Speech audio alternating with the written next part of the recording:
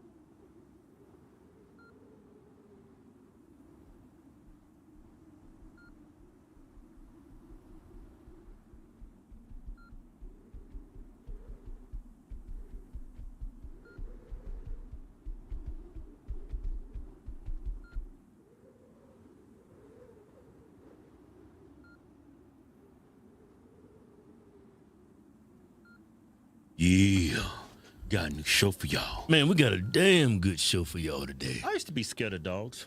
Yeah, because you didn't have a pet. You didn't have a dog, you only had cats. Yeah.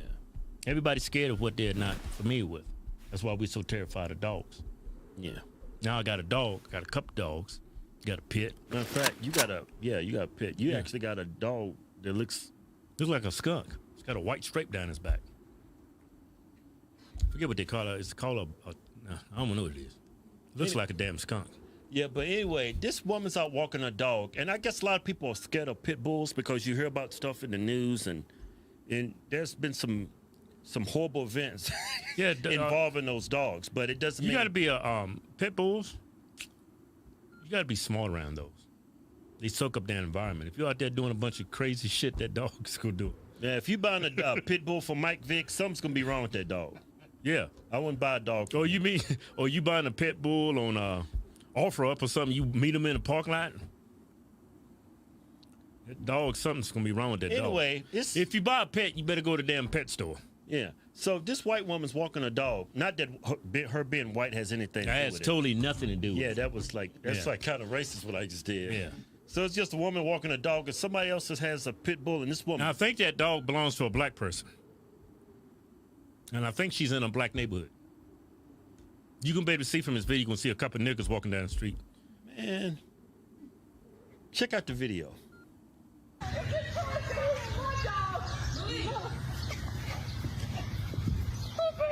It's a puppy. That dog wants to play.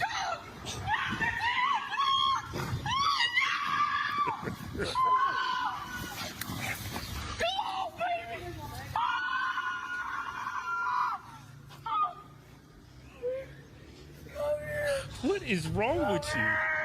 She probably scared of pit bulls, man. Like when the dog. You know what's crazy? When that dog took off running, I don't think he was running from the dog. I think he was running from you. But when the dog took off running, I could hear relief in the woman's voice, like, yes, run away. And then that pit bull started running, was catching us. Ah! He just lost it. She probably had some bad experiences with pit bulls. Yeah. Or she read a story. Remember them pit bulls up in San Francisco? Mm-hmm. Woman came out. They was keeping I this remember apartment, that. and this woman just came out to get a paper or something that was Yeah. delivered to her door, and her next door neighbor had 2 pit bulls. Right. They mauled that woman to death. Yeah, but this dog was happy. This dog wanted to play. This dog wanted to run, wanted to sniff some butthole. That's all. That dog wasn't trying to tear nobody apart. If that dog's going to attack anybody, it's going to be that damn woman screaming.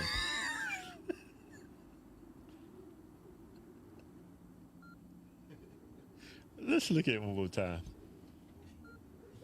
Well, you want to look at this one more time. I want to look at her screaming, man. You know women, man. This just fits all kinds of stereotypes. She about to hang a dog. Yeah, you about to.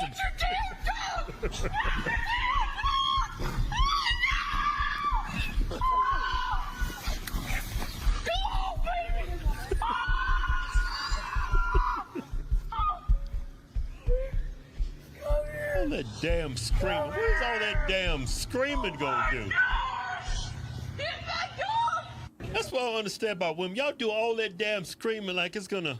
Yeah, when shit hits the fan, women, they just going to sit back and scream. That's all women good for. Screaming. She was screaming like that damn pit bull was a lion chasing after like. I can see you reacting like if a damn mountain lion came up to you. But that's a little baby pit. That looked like a baby pit bull, right? And you almost damn near lynched your dog. Damn dog's Like, oh, bitch. That's why the dog started running, trying to get away from your crazy ass. You kicking the pit bull and stuff? That pit bull didn't want to fight. That dog wanted to play, man. Yeah, Dog been cooped up in the house all day with a bunch of niggas, and he saw you come up with your dog. Dog wanted to play, man. He goofed up in the house with a play. Yeah. That dog's like, I'm free. I'm gonna go run him down this damn road. So your dog, so your white ass walking down the street, he couldn't help himself. He's free. Damn good show. Damn good show. I don't think that woman should have a pet. No, she's just scared. She just. No, that woman's unstable. She damn near lynched her dog. No, man, she's just scared. That's all. Oh man, You going to judge a person after a 30-second video? That's probably a nice woman there. that woman's crazy. What are you talking No, about? man, you can't judge a book by the first page of the book, man. She's probably a real nice woman. She probably has some kind of trauma. Give her a break. She's white. Okay then, since she's white, I'll give her. I give her. a break.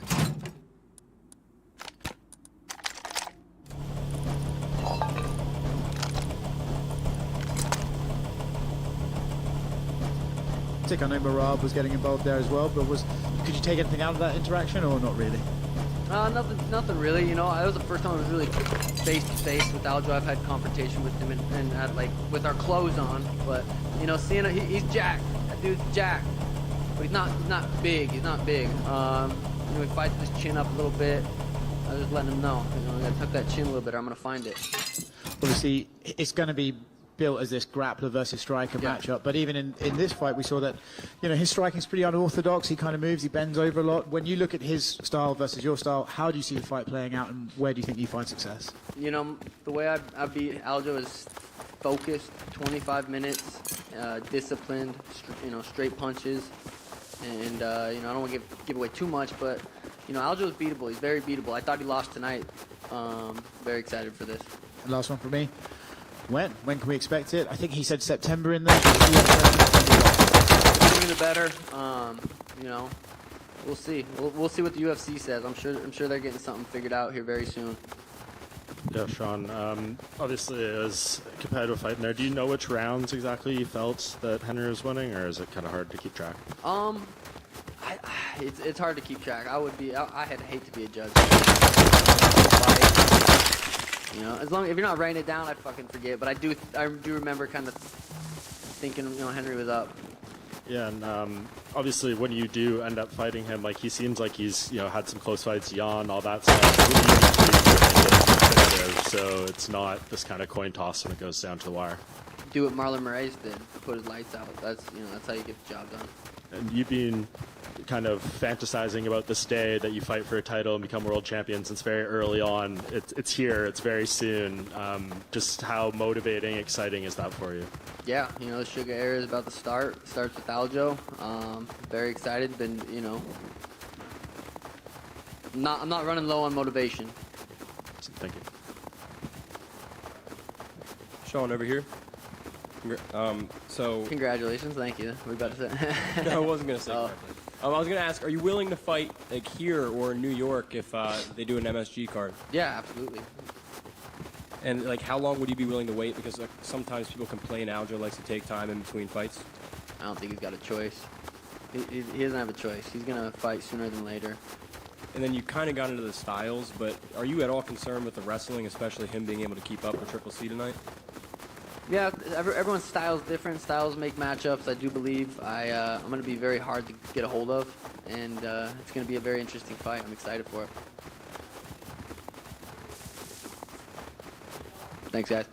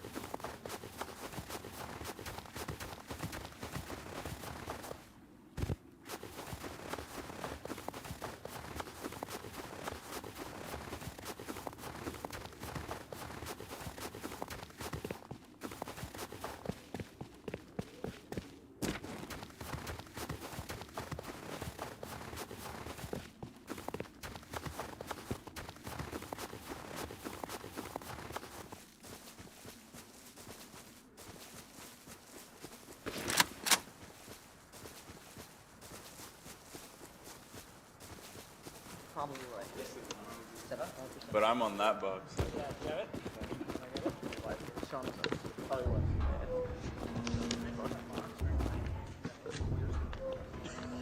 Huh? You don't have internet? Now I do. Okay. All right, so you can chill now. Toss, 1 second. The audio box was off.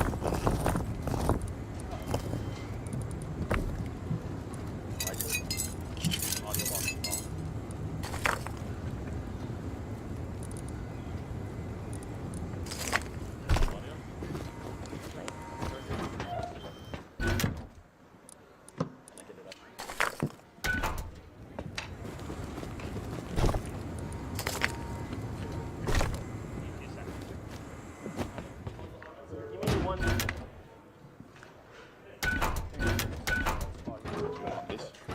What? Glove?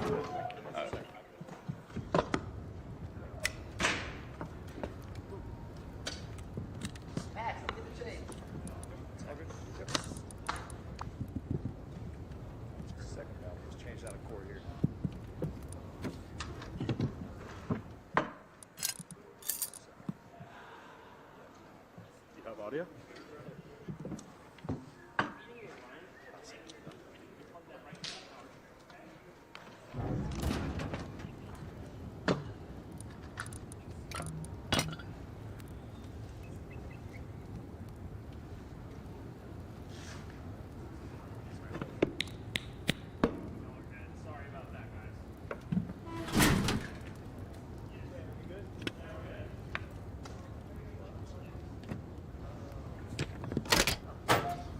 Well, what up? Congrats, man. Obviously, hard-fought victory, short notice, and everything. Just give us your immediate thoughts on what happened tonight.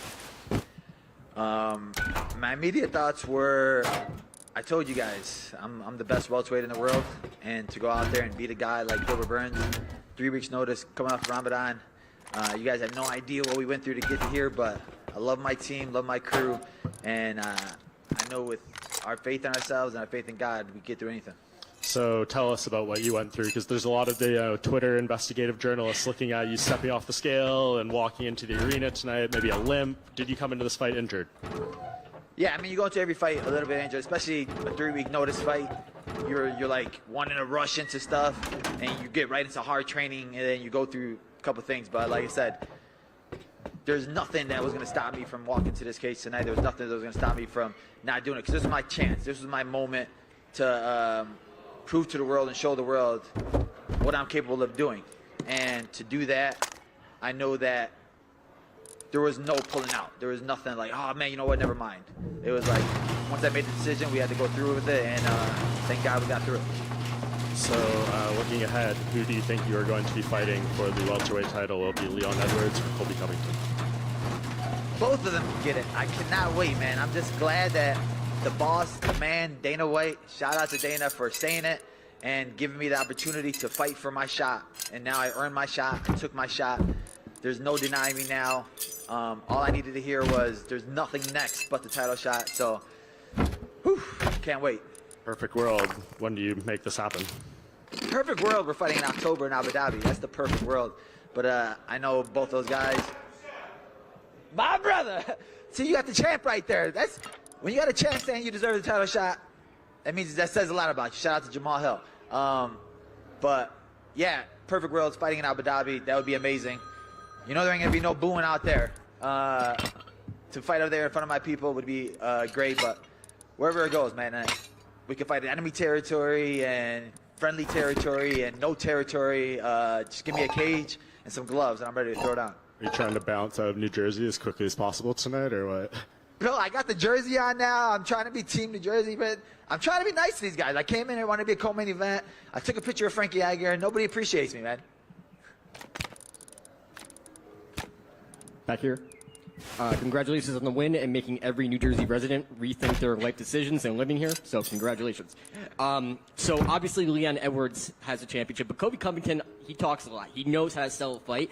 You know how to sell a fight, and as telling by the press conference of how entertaining you were, would you, for selfish reasons, would you say, maybe I want that fight with Colby Covington, two marketable guys, two guys that know how to talk, shoot that jive, and have that entertaining build-up going into the fight? Yeah, I mean, I've been wanting to fight that guy for years. Like, literally, since I got into the UFC, when I just wanted to fight him and punch him in his face. He just has that face. You know, you ever watch Step Brothers, that face that you want to just punch? Colby Covington has that face. But he's that guy, like, if he gets that title, I could see him wanting to sit out for another 2 years. What, it's been a year and a half since he's fought. Like, he's not a guy that wants to be active. Leon Edwards, we have unfinished business. He beat the GOAT. He has the longest winning streak. So for me, taking that title from him, especially the way that last fight went, and for him to be satisfied with a fight decision like that, it goes sweeter either way. Like, both the guys could taste my fists, and I'll be happy with either one. And in the fight with Gilbert Burns, obviously it was going to the decision. And when did you realize, in what round did you realize that he was potentially hurt and start to readjust? Okay, I gotta watch out for the right, gotta watch out for kicks. The left hand is going to be nullified. you know, we're looking at it. My coach noticed in the 4th round, and he brought it to my attention. But he's still a dangerous guy, and he's one of those guys where when he's hurt, that's when he's most dangerous. So we still just had to be careful because he was still throwing bombs. And I was like, all right, he caught me with that one a little bit. So it's just he's not on the ropes yet. He's still there. And like we saw with the Khamzat fight, when he's hurt, that's when he's the scariest. Congratulations on the win, and even though I'm a New Jersey resident, you said we suck. Congratulations, it was an awesome performance. I'm sorry, I just don't curse, so like that's always my one-liner is you guys suck. But I love New Jersey, man. Sopranos is the best. Bilal, right here again. Congrats, man. The boos. Is that like fuel for you? Do you like that? Because that was really loud, dude. I don't know how you did that. Honestly, it was amazing. It was like good energy, like any type of energy. I'd rather have that type of energy than no energy, right? And I felt it. I knew it was going to come, especially for the press conference and the weigh-ins. So, like, I was prepared for it. Like, I was having my coach boo me in the locker room. And he was booing me as I was hitting passes. I'm like, bro, all right, we're done. And he was like, nah, I want to keep booing you. And I was like, all right, cool. So we prepared for everything. We're ready for everything at all points. Like I said, enemy territory, friendly territory, we can throw it on anywhere. Coming off a knockout win, now largely standing against someone a lot of people said will, in quotes, outstrike you. Are you falling in love with your hands a little bit, man? No, I love falling in love with proving people wrong. People don't understand the work we put in. Me and my team, my guys, I'm working with the best team in the world. And people are going to start asking us literally to write books. Like, man, what do you guys do for training? I get so many fighters, hey, what do you guys do with that drill? How do you guys drill like that? And it's like, we're doing the right things. I think we have the perfect mindset, the perfect team, the perfect guys around me, the perfect circle. And we showing you guys we can do anything. My last fight, I wanted to box. This fight, I wanted to kick. The last fight before that, I wanted to wrestle. The fight before that, I wanted to, maybe the next fight I'm gonna pull guard. I'm gonna show you guys that I can do it all. It's martial arts, mixed martial arts, and I can do all the mixing. And the last one from me, October, being that there's no announcement for Leon and Colby yet, might be a bit soon for the title. How long are you willing to wait for that fight? I mean, as long as I got the guaranteed shot, that's all I needed to hear. So now I know what's next. I know that for this fight right here, I'm sitting there, I'm like waiting. I'm stuck in limbo. I didn't know what was going to happen. Who was going to fight next? What was going to happen next? So then they called me with a fight on 3 weeks' notice. I'm like, all right, I'm going to jump on the opportunity because I'm a guy that's always training, always trying to work, always thinking, and I'm hungry. You guys don't know how hungry I am for this title shot. You don't know how hungry I am to win this gold. And I know it doesn't matter what I have to do. I'm going to get there. So I popped up and took this opportunity on 3 weeks' notice because he said, you win this fight, you're getting the title shot. So now that I have the title shot, whoever has the belt, like, you don't have no idea what's going to come to you. It's going to be the best version of me that you've ever seen in your life. Because this was 3 weeks' notice. Give me 8 weeks' notice.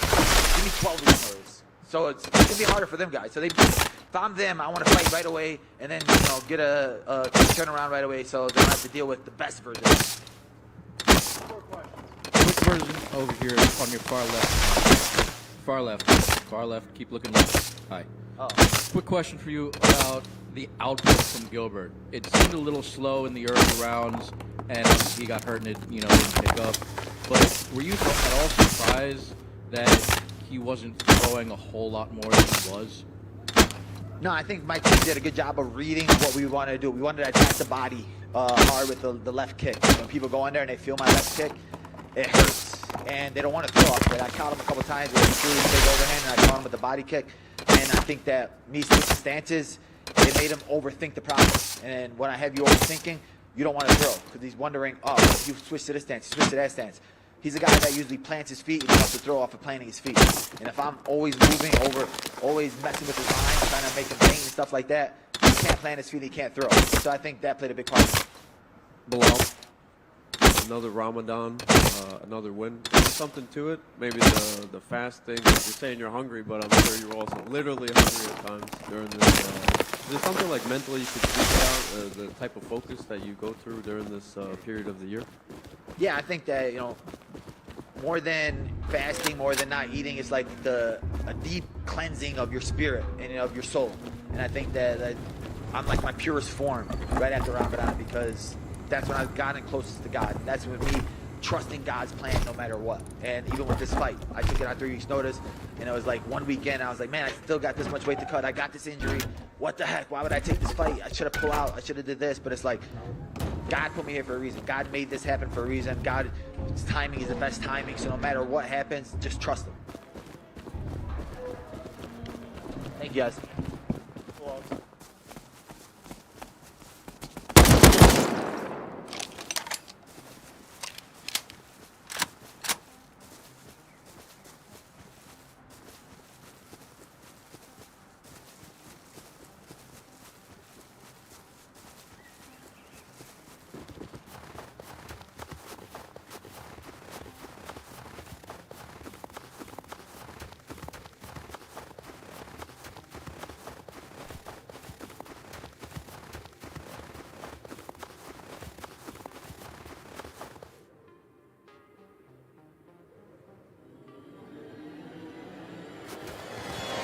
Greetings, survivors and friends. Shadowfax here with a full roundup for May's patch to Repopulation Unit Survival Test, or RUST, as you used to know it.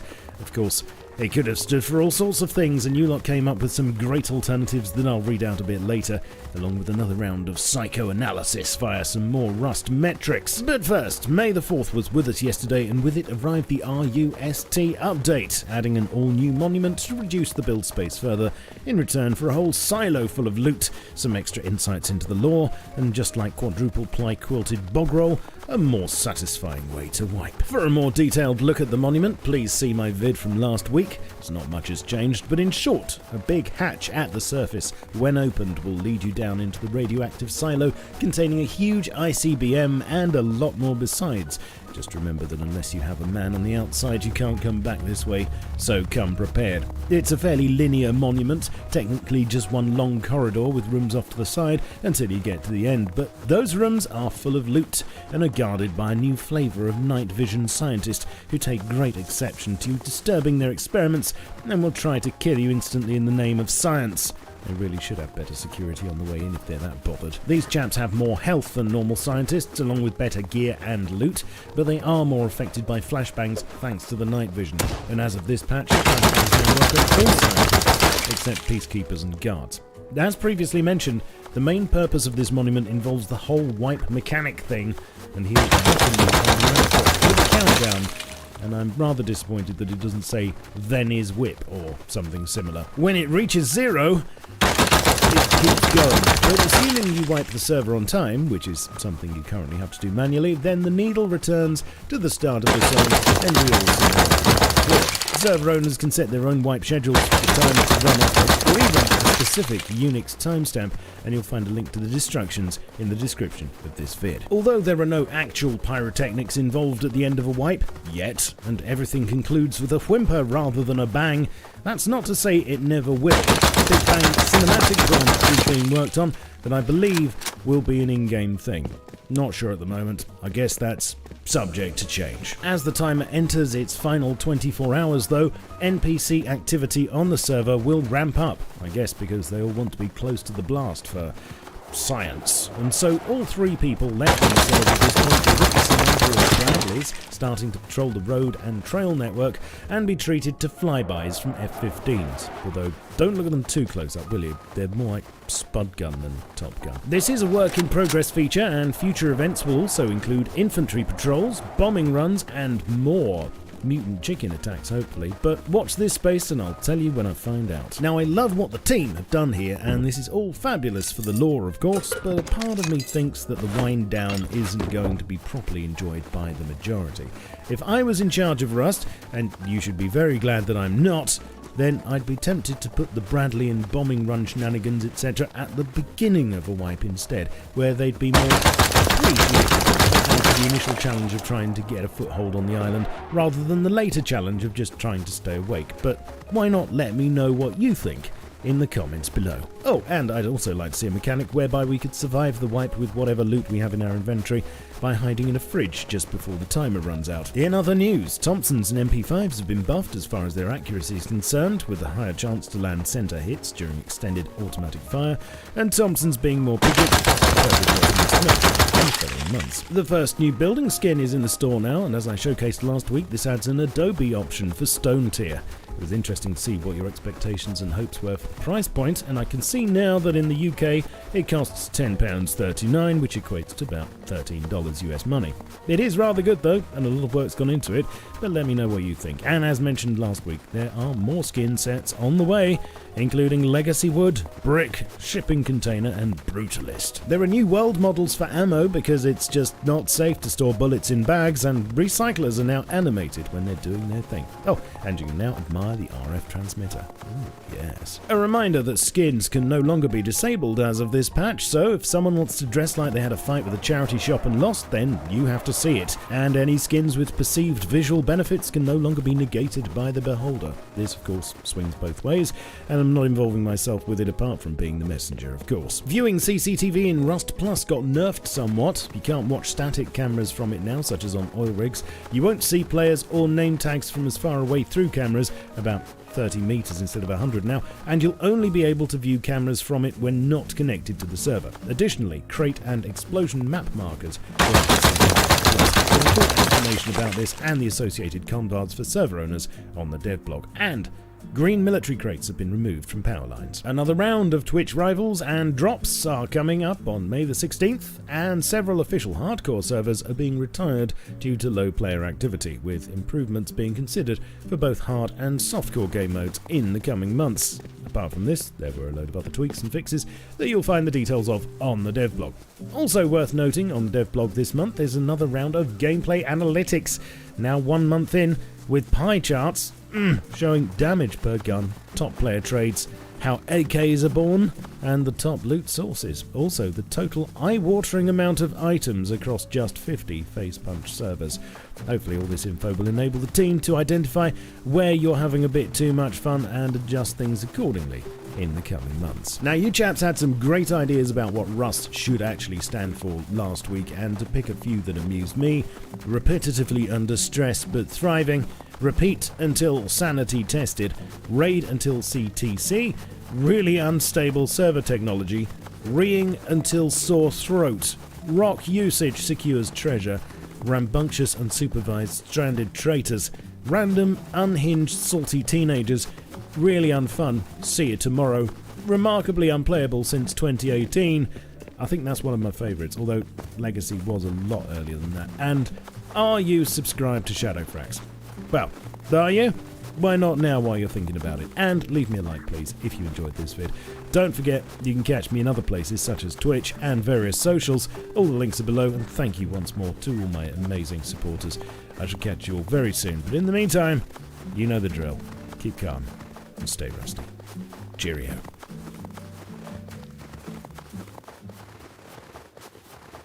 Don't look at them too close up, will you? They're more like Spud Gun than Top Gun.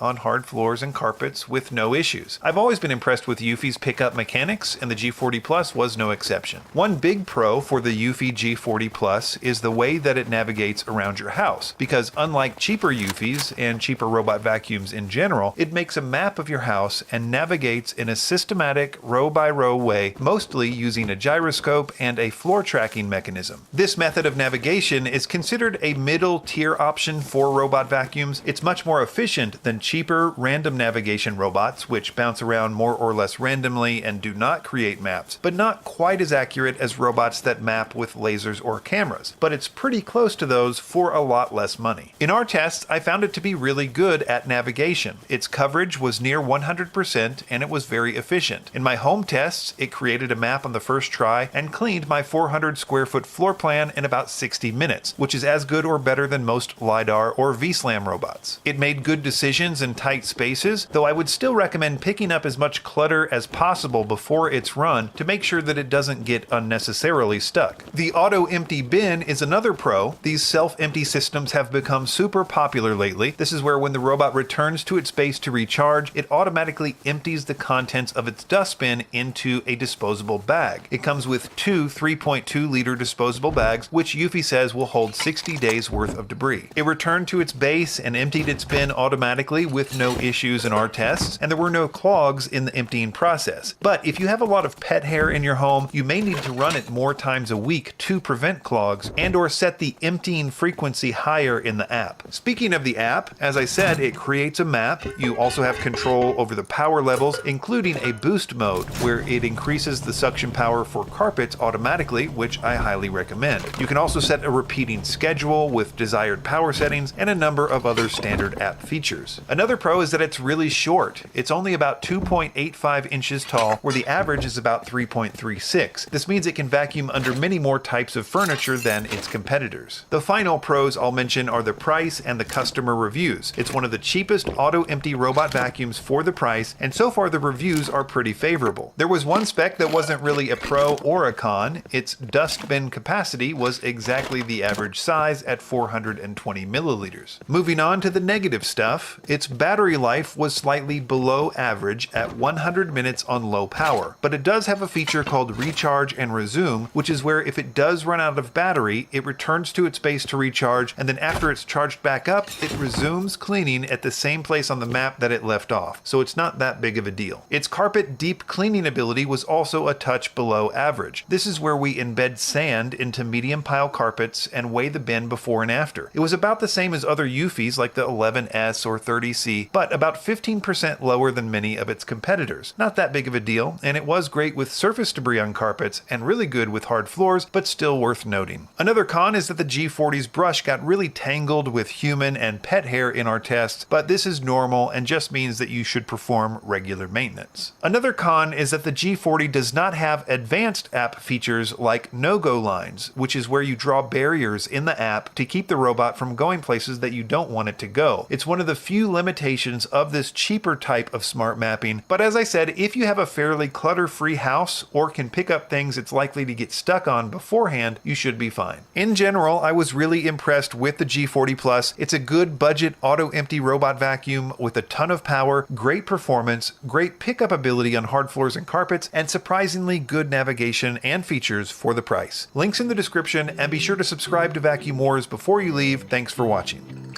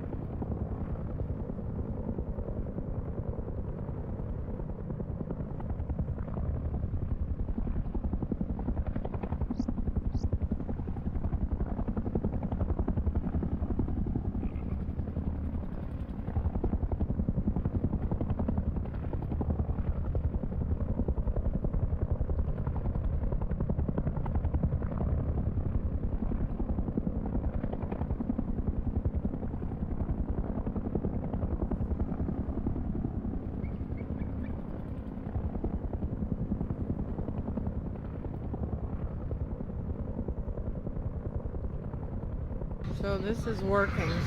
All right, well, look. Anheuser-Busch. Oh my God. Anheuser-Busch. Oh, that's Coors Light. Yeah, not Anheuser-Busch. And that. Oh my God. Yep.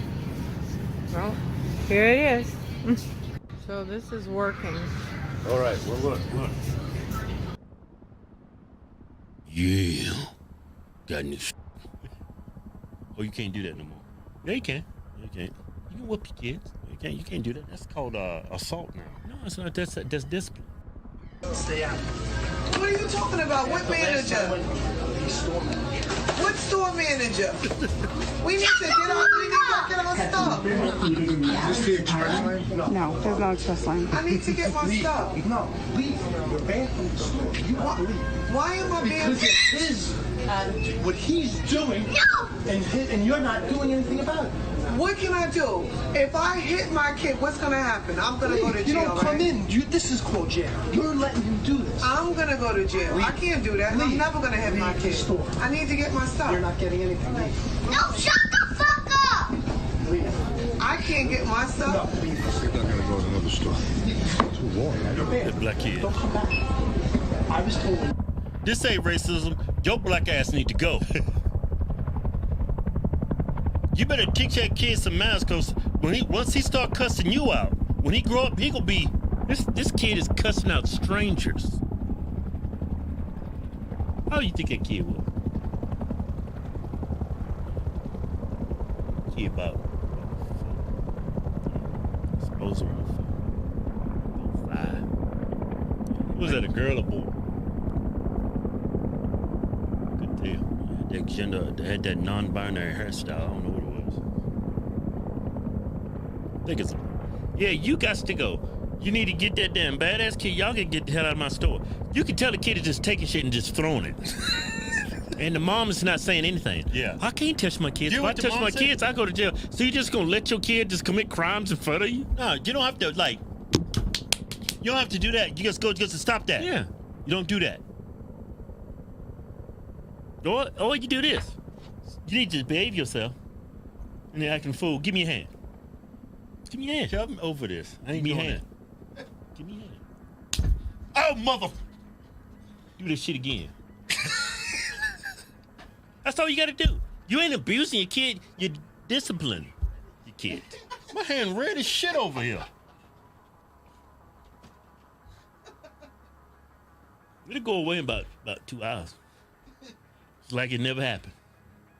No evidence for the police when they show up. Yeah, man. You can discipline your kid without. You're a horrible mother. You might be a grandmother. I'm thinking you're a grandmother. You just gave up? Huh? I'm tired of raising kids. Just let this kid be bad as hell. Try it with the mama. Mama ain't in them pictures. That's why I'm watching. The hell are all these damn kids? Get your stuff.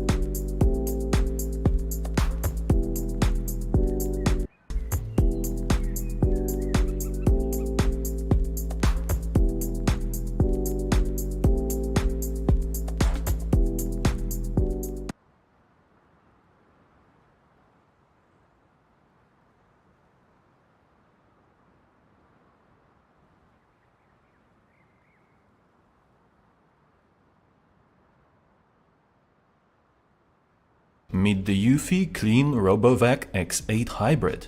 In this video, I will tell you how it helped me reclaim hours of time that I spent vacuum cleaning and mopping my apartment, and help you decide if you should get one too. Skills to shame.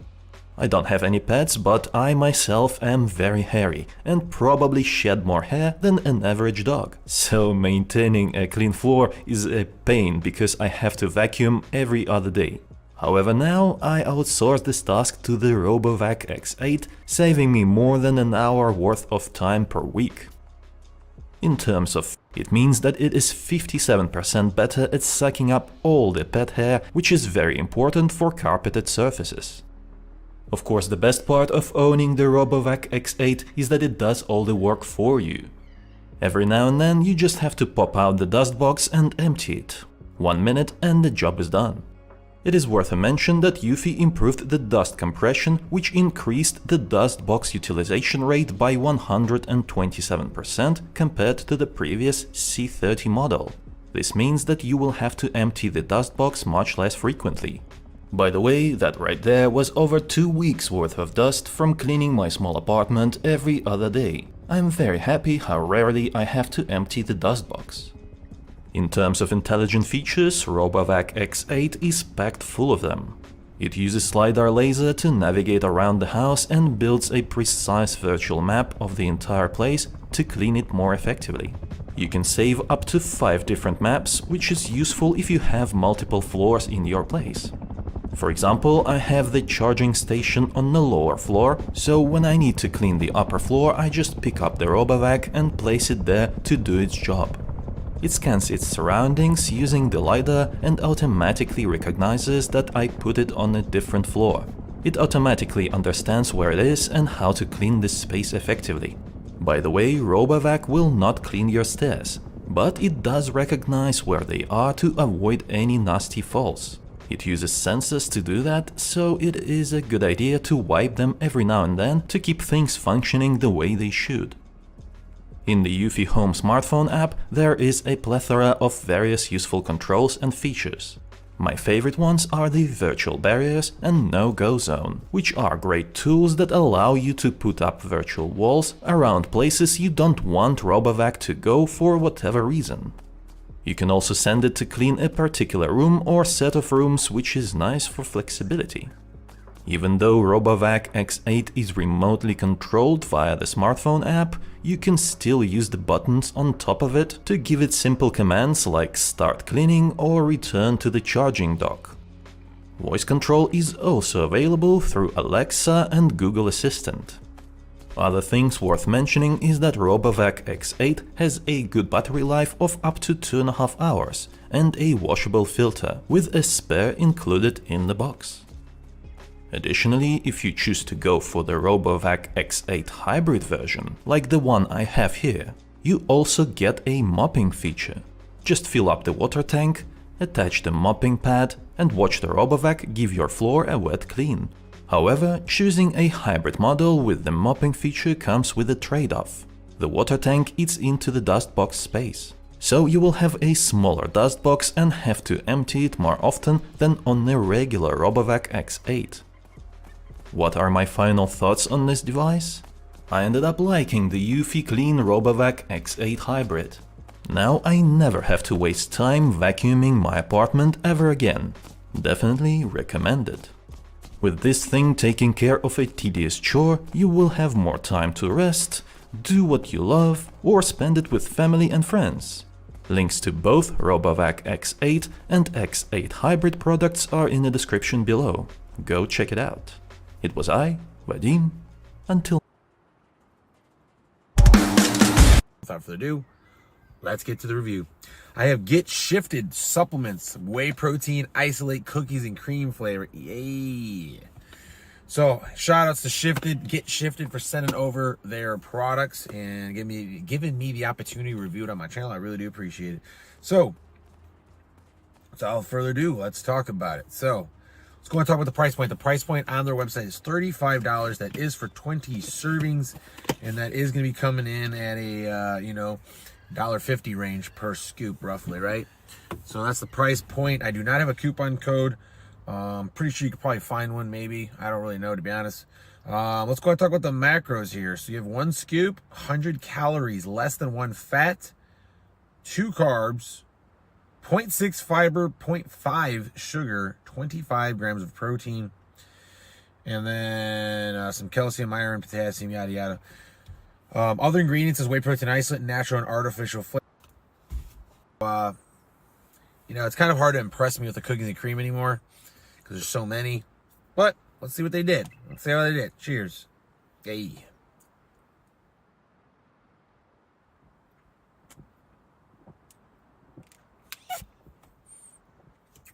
Okay.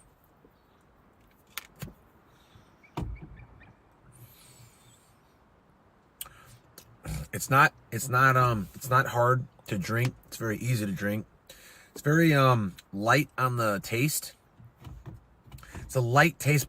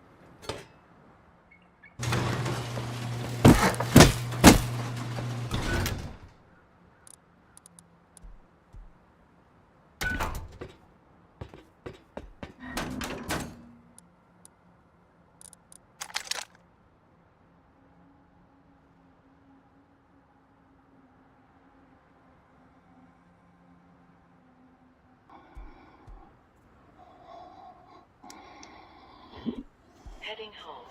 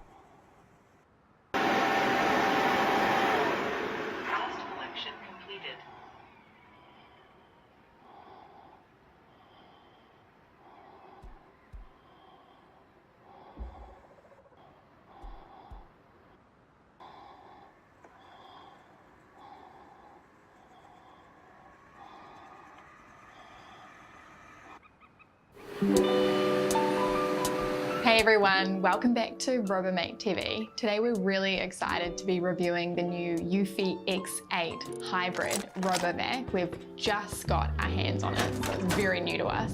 Eufy are proudly saying that they've introduced an all brand new twin turbine power, which gives 2 lots of 2,000 pascals of suction. They state that there's an 80% increase in airflow compared to single turbine RoboVacs, and it's supposed to be 58% better at cleaning pet hair than other single turbine RoboVacs. But we want to test it to see if that's true, because it sounds great, but like all robot vacs, you really have to put them to practice in the real world. Eufy have also brought across their Boost IQ technology, which is just the increase in suction power from hardboard to carpet. When that transition is made, you can really hear it automatically increase. The X8 has multi-floor mapping, and unlike the L70, it also has room select cleaning. It's got a bunch of other cool features that means it fits nicely in the premium robot vac range. So the X8 has a 400mm dustbin, which is comparatively larger than some other premium robots. And another cool thing they've done is they've introduced an ultra pack dust compression dustbin, and that reduces the debris volume by apparently 127%. It does have an opening flap here, and there's nothing actually stopping debris from falling out. So we do say you do need to be careful when you're emptying the dustbin. If we look underneath the robot, we see that the main roller brush is actually bristled. One downside of this brush is that you can't remove the ends of the brush when you're trying to clean it. So Eufy work around this little issue by providing us with a cleaning brush. It's got a cutter on the end and a brush function on this end, and it helps you just cut away any excess hair or debris that might be on the brush. You can also clean the filter as and when you need. There is a single side brush on the front right of the robot, and that helps the robot reach up against walls and fling debris into its vacuuming cup. It has a spring wheel system which helps keep the wheels on the ground if the robot ends up lifting itself up over obstacles like chair legs. And it also has a swivel caster wheel on the front with 4 drop sensors around the perimeter or circumference of the robot. It's got a front bumper which helps it detect walls and objects. When we say the X8 is a hybrid robot vac, this means it not only vacuums, but it simultaneously mops when it moves around the house. On top of this mopping attachment is a water tank, which is easily refillable by just opening this little rubber latch there. To use the mop function, you need to attach this mopping plate to the bottom of the robot, and as soon as you do, the robot will automatically know that it is in mopping mode.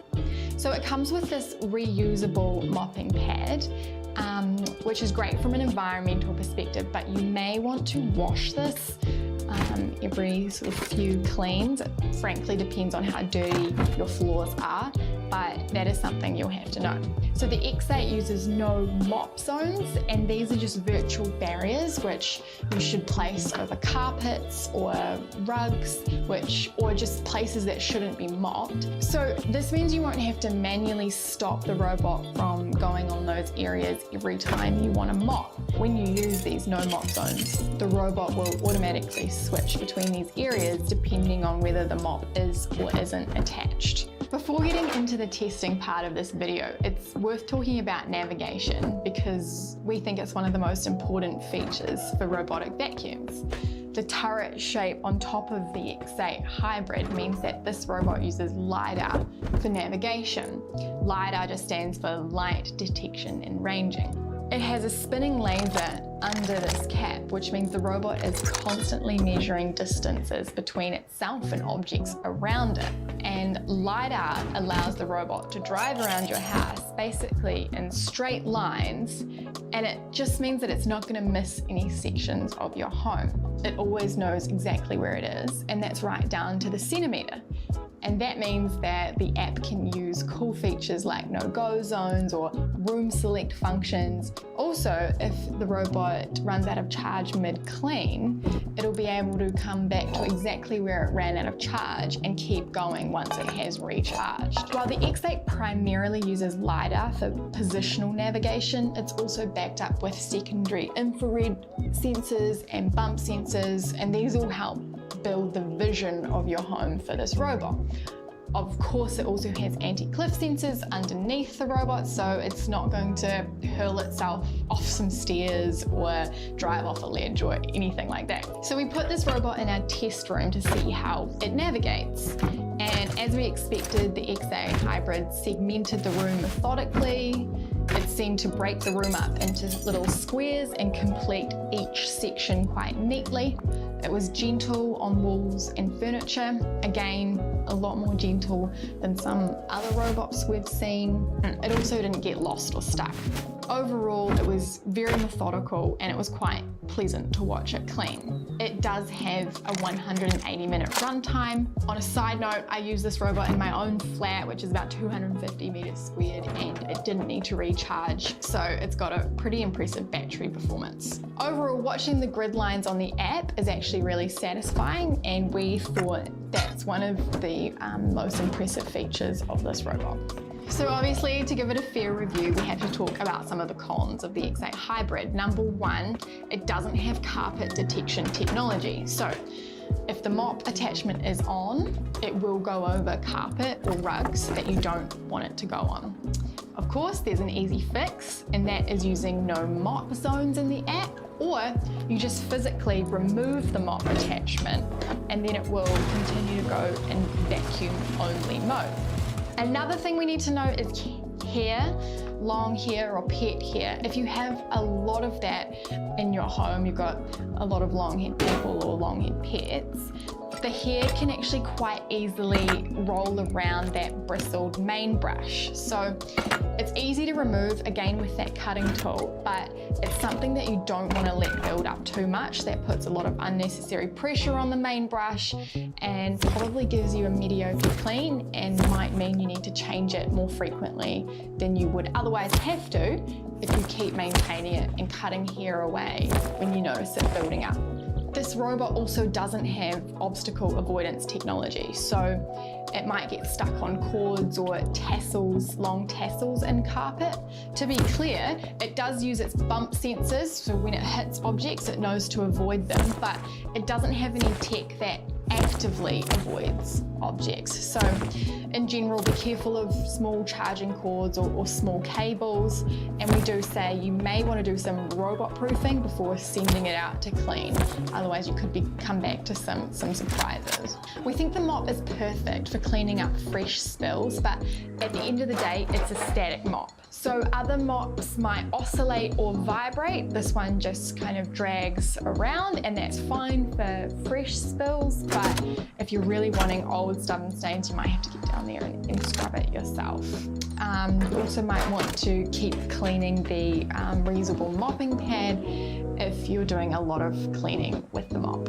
So connecting the X8 Hybrid to the Eufy Home app is really simple, and the app is actually a really nice experience. Now that we're in the app, we can have a look at all the functions. If you go into the suction levels, you can see the 4 different levels of how much suction you want to use, and of course the higher or the further down you go, the higher the suction will be, and correspondingly the louder the noise will be. So you can also turn the Boost IQ on here, and that just changes the suction power automatically depending on the floor type. If we go into the map, you can edit the map that you've created, and you can edit the name of rooms. We can then see our functions here. So this is the auto clean function. If I press play now, the robot would just automatically drive off and do an initial clean where it will map the space in front of it. If I click the room select function, I could say, okay, well, I want this robot to go and only clean the meeting room, and then I want it, after it's done that, I want it to clean the main office. And if I press play, it'll do it in the order of 1 and 2. If I want zone cleaning, maybe I say, okay, I think there's been a bit of mess around the entrance today. I'm just going to send the robot to this square. I press play, it goes directly into that square and it just cleans that zone, and then it will come back to charge. Similarly, if I press spot cleaning, I can go and focus on a certain spot of where I want the robot to clean. Press play, I can pick it up, I can put it in a different section of the room, and the robot will just circle around that spot. If I want to send the robot back home to charge, all I have to do is click recharge wherever it is in my house. It'll just go back to its charging dock. There are some other cool features in the settings app, so you can manage your map here. It's got multi-map savings on, so this is the current map. I could name that office space. And if I want to add another map, all I do, take this robot, put it in a different space, it'll wipe this map, give me an option to save the new map once it's complete, and then I'll go and I'll be able to flick between these 2 maps. I can also set up schedules in the app, so that just means I can decide if I want every second day this robot to go out at 10 AM in the morning on sort of max mode, because I'm not in the house and it does an auto clean of the whole house. If I press save, that'll be the schedule that I set up, which is actually quite a handy feature to have. Tap and go just means you can come into the app, tap a certain room, press go there, and the robot will just go and find that room and clean it and come back to base. You can also manually control the robot, so this is something You may not use that much, but it's a feature nonetheless. You can also share this robot with another device. So you just add someone else, type in their email, and on their phone, an invitation will come up and they'll add that robot into their app. So that is actually handy if you've got a lot of family members or flatmates that also want to tap into this device. You can have the auto return clean function on, so that's just, again, when the battery is too low, it'll automatically come back to base, and once it's charged to about 80%, then it will recharge, then it will start cleaning again from where it stopped. You can also see under the accessories feature how long until you should be replacing each of your accessories. So that's quite a handy thing to keep an eye on, helps you keep on top of the maintenance part of this robot, and it just gives you a little bit of an idea. Perhaps, you need to be cleaning the sensors and you weren't even sure that was something you needed to do. It's definitely a nice app experience, and I think it definitely leads in terms of its competitors when it comes to the app. So well done, Eufy, they've done a great job there. We first tested this robot in our medium deep pile carpet. We put it through the linseed test and it picked up 35 out of the 40 grams of linseeds. You can see that some of the seeds are still left in the carpet. If you watch as well, you can see that the navigation is quite precise, but it is programmed to drive in such lines that when it comes to turning around after each pass, it sometimes comes back on the same wheel tracks, which means the seeds in those wheel tracks weren't actually getting picked up. On the Fruit Loops test, it picked up 16 out of 20 Fruit Loops. It clearly struggled a bit with the size of the cereal, and while 16 out of 20 isn't a great score, we did put the X8 Hybrid through for a second pass, and on that second pass, it was able to pick up 19 of the 20 Fruit Loops, so it did get there in the end. The side brush did come in handy when trying to pick up certain Fruit Loops that had been flicked to edges of the testing station. So, it's been a minute since we've had Cambry on the channel, and a few things have changed. I'm a little bit pregnant.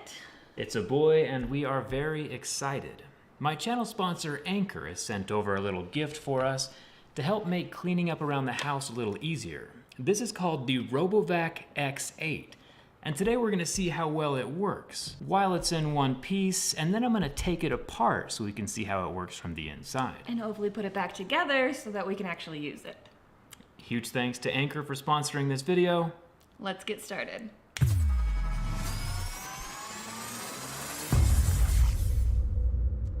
Cambry and I have been using robotic vacuums for about the past 2 years. And from a wheelchair, it makes it a lot easier. I can just set a schedule and it does its thing. It just saves time for anyone. But the robotic vacuums we've been using are not near as good as this one. This is the world's first twin turbine vacuum. Guided with lasers. Those lasers provide multi-floor mapping so it can do different levels of your house, as well as includes 180 minutes of runtime. We'll have to see the size of the battery when we take it apart. Like Cambry said, each of those twin turbines can draw 2,000 pascals, which makes this a super sucky vacuum. What's a pascal? Nobody really knows. But most other robotic vacuums only have one turbine, so having two is impressive. The little round doohickey on the top is the laser navigation, like we've seen on some self-driving cars. The lasers help provide a very detailed map of the surroundings, so it's not just bumping into things and guessing and checking. Plus, it can use this map to calculate the most efficient route for cleaning. One thing that I like is the pet hair pickup on the X8 has improved by over 57% from previous models. We don't have any dogs or cats, but we do have a miniature horse that has a lot of hair. Now we have a sufficient pile of pet hair to test out the RoboVac X8. I can come over here to Spot Clean and touch the exact spot where Cambry was brushing her horse. Proceeding to target point.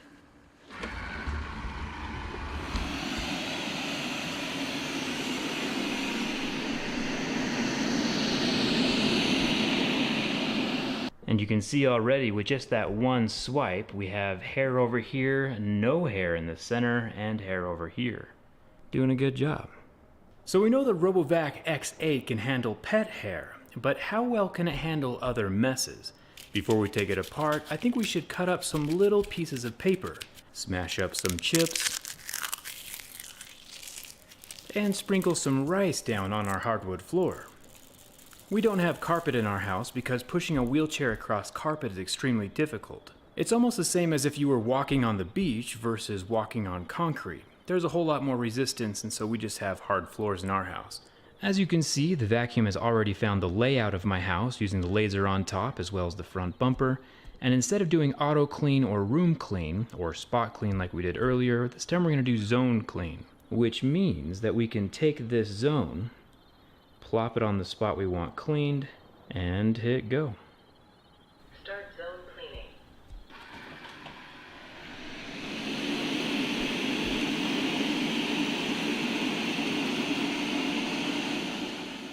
The little guy did a pretty good job of vacuuming up the floor. The only minor issue with hardwood floors being so slick is that there's a little side-swinging bristle on the edge of the vacuum that would kind of play baseball with the different pieces of rice and chips, and fling it a little ways out of the path of suction, so we had to go over twice to really pick everything up, but I'm sure the bristles playing baseball wouldn't be an issue if it was on regular carpet. Either way though, I'm not complaining because the massive mess still got cleaned up without us having to raise a finger. With the floor clean, now it's time to see if we can take this thing apart and put it back together again. This is my first time tearing down a robotic vacuum, but I'm looking forward to seeing how those twin turbines function from the inside. Dust collector removed. The RoboVac X8 has a built-in dust collector, which includes a little brush and razor blade for cutting any strings or hair that might get wrapped up inside the rotating brushes. Kinda convenient. On the bottom we have 2 screws holding down the battery compartment door. This guy is a 14-volt lithium-ion with 5,200 milliamp hours. It's what allows the vacuum to run for 80 minutes at a time. I'll get that unplugged, and then we have the replaceable rolling brush in the center that agitates the floor while it spins, so the suction can better pick up the dust and debris. The little spinning brush on the side, the one that hockey sticks dirt into the center path, can also be removed just with 1 screw. Eufy has included a replacement spinner in the box, which is nice. The 2 metal pads next to the singular front wheel are for wireless charging when it parks itself back onto its dock. Finally, we have 18 more screws holding the bottom half to the glass top. Once the halves are separated, there's 2 additional plugs, one for the top laser and the other for the top buttons that need to be removed. This is the little motor that spins the lasers around in a circle while they quickly measure the exact dimensions of the room and calculate the optimal cleaning path. We see this same technology in surveying equipment. Now let's check out the twin turbos. Normally, robot vacuums only have 1 method of suction, but this RoboVac X8 has 2.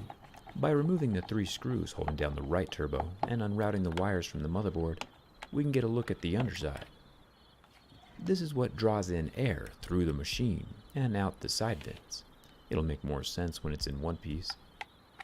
Taking the dust collector and slipping it back into its slot, you can see that the twin turbines pull air in through the dust collector at the same time, one on each side, and that air is being drawn up through the bottom of the RoboVac where the bristles are spinning. Bristles fling dirt up and the turbos suck it in and store it in that little dust collector. Pretty simple and efficient.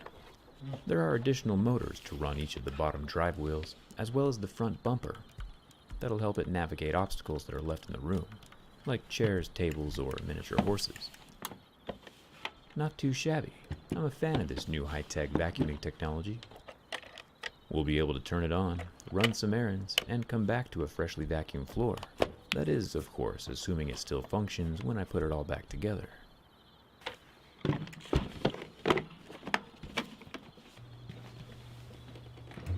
Charging. Start cleaning.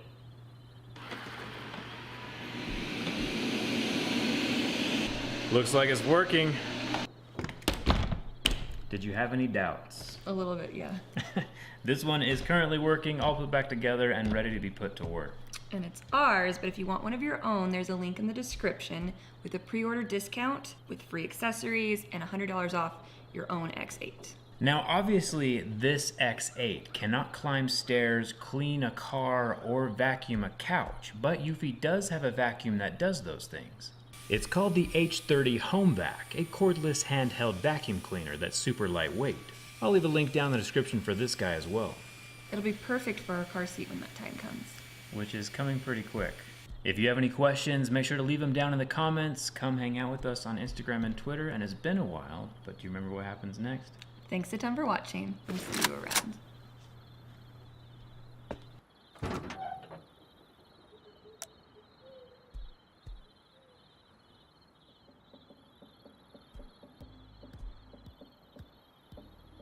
Last time around, we looked at the very best tech from charging leaders Anker.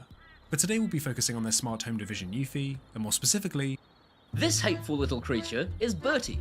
The term pet hate was actually called RoboVac, and having watched a more professional YouTube channel scatter a bag of salt into that it can pull the carpet away from the underlay and still not get all the Bertie out of it. So because I like to destroy every RoboVac I've been sent, I decided to stamp as much hate-filled Bertie into that carpet as humanly possible.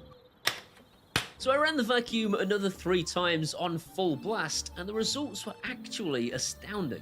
It's unbelievably clean. I've never seen this carpet so clean. That is incredibly impressive. There's barely a hair on it. Well done, Eufy. Mum now wants this RoboVac, and I'm going to give it her, because I'm just way too... I really got. It has improved by over 57% from previous models. We don't have any dogs or cats, but we...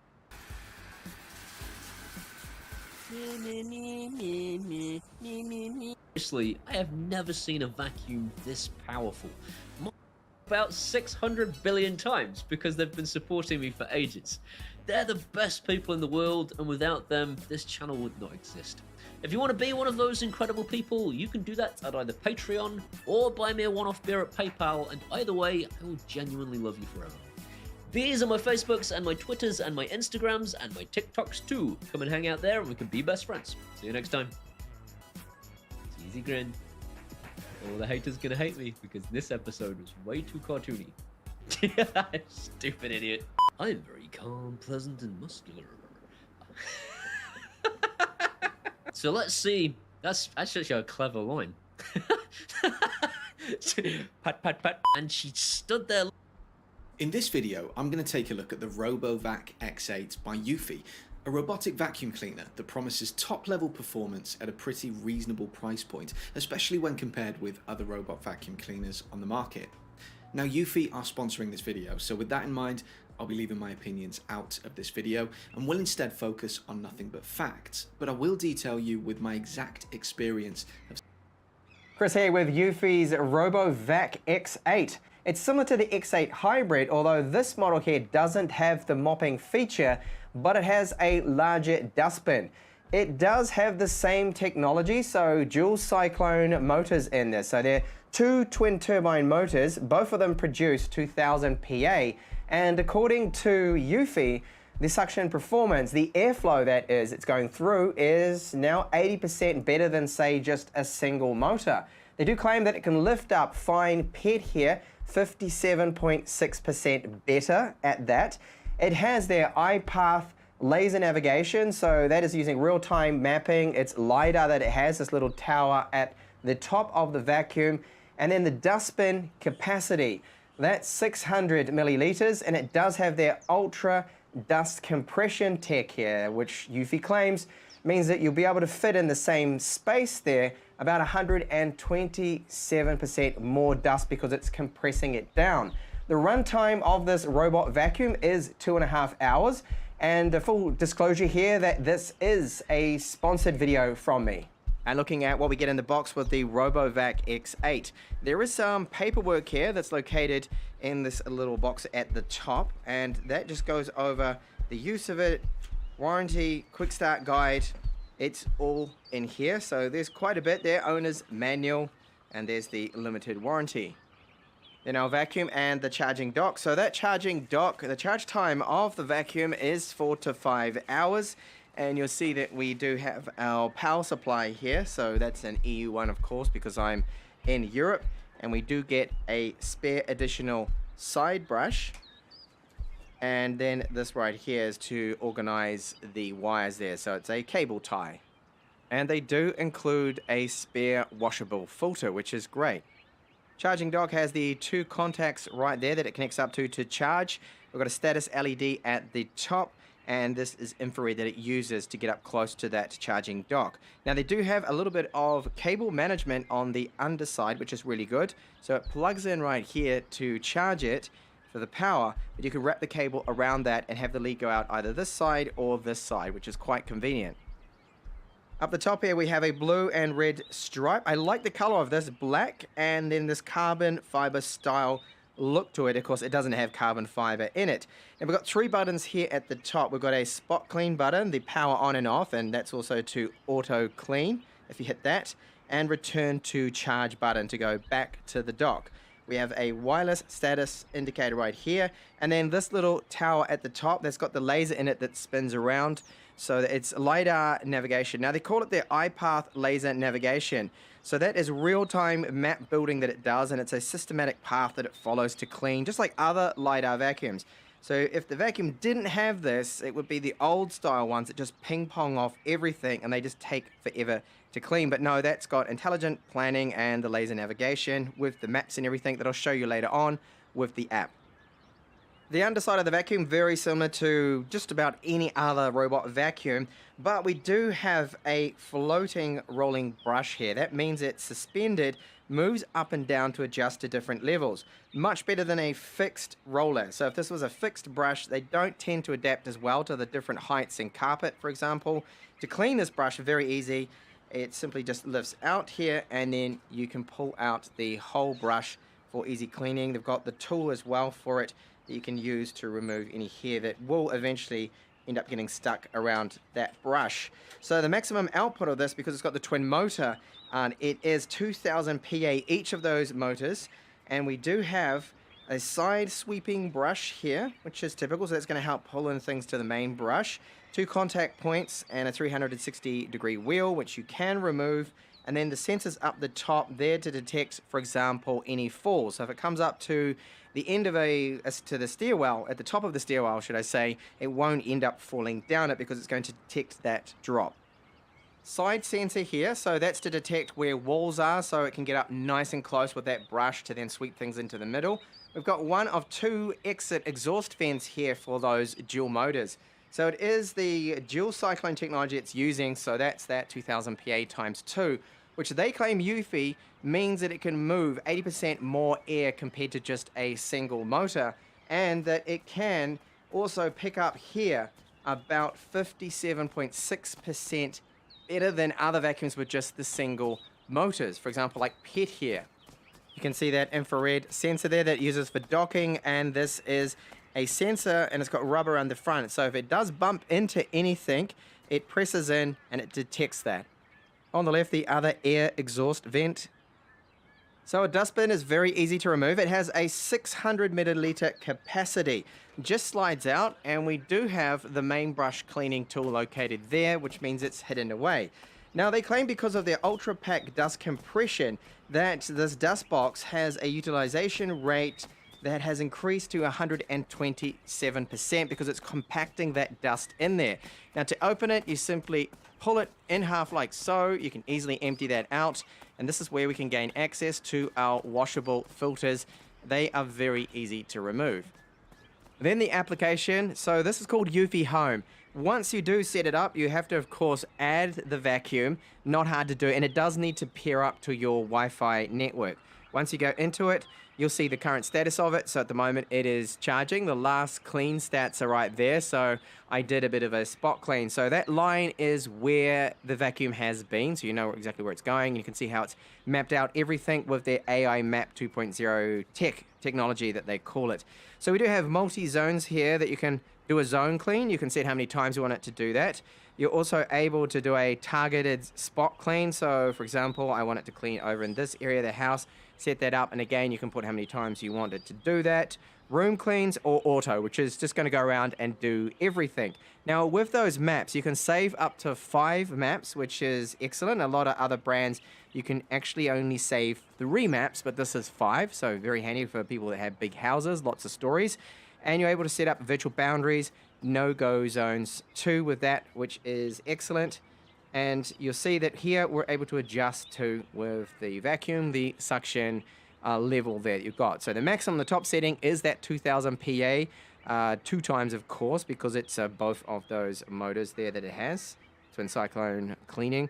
And then in the settings here, you'll see that we've got various different options. Now I won't go into absolutely everything here, but we do have a remote control, that's manual control there.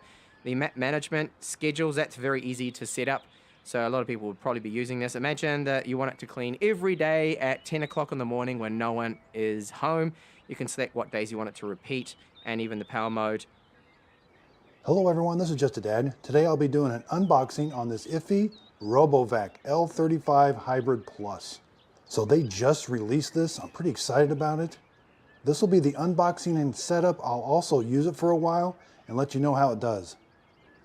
Now supposedly this will mop your floor and pick up dog hair off of carpet. Okay, so it comes in a really big box with a handle. I'm gonna open it up, take everything out. Okay, so on the top was this. There's a box that's got a bunch of stuff in it, and here's like the unit. I love that they put a handle on it. Wow, that's heavy. That's the actual robot. Okay, so that's heavy. You're gonna slide this out onto your countertop. And we got the manual, and there's the robot. So in the bottom of the box, looks like there's a filter. We've got some parts.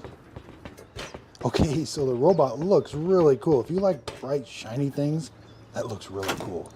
Here's everything that came in. We got this pad. There's the unit. That's not super heavy, and this piece of plastic. And here's what the bottom of it looks like. Yeah, so it's got the traditional vacuum cleaner part, but this is a pad that it's gonna put liquid down and mop. There's the chamber. Wow, I am super excited about this.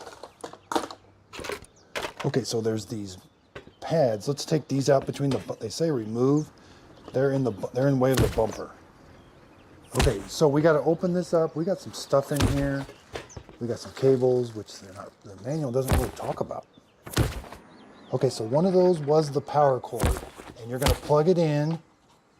It's positioned one way. Plug it in like that. So it did come with a bag. We got to put the bag in first. You do get 2 bags, but you only need 1.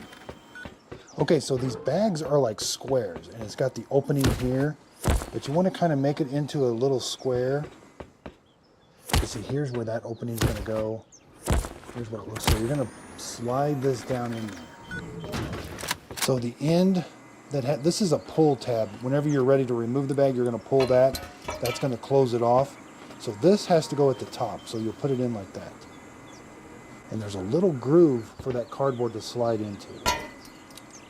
So it should be just about flush right there, and then you can close that. Okay, so you're supposed to put the plastic down. Now, there's these sticky pads. You're supposed to remove this. That's going to stick to that pad right there. You know what? I found it easier just to get the plastic, turn it upside down. There's these little pads on the bottom. These are like rubber pads. And then just stick it, because there's kind of a cutout here, here, and here for that. So then I found that a little easier. Okay, so I've got it plugged in, and this little blue light is on. Okay, so now we need to install the sweepers. So they've got marks left, and there's an L on the robot. So you're just simply gonna go over here, press it down. Nope, got it wrong. Oh, the right is gray. I was wondering why there was 2 different colors. The dark blue is left and the gray is right. Makes sense now. So they send you an extra set. Okay, so let's just look at it. It's got a power button. Looks like some radar there. We've got this comes off.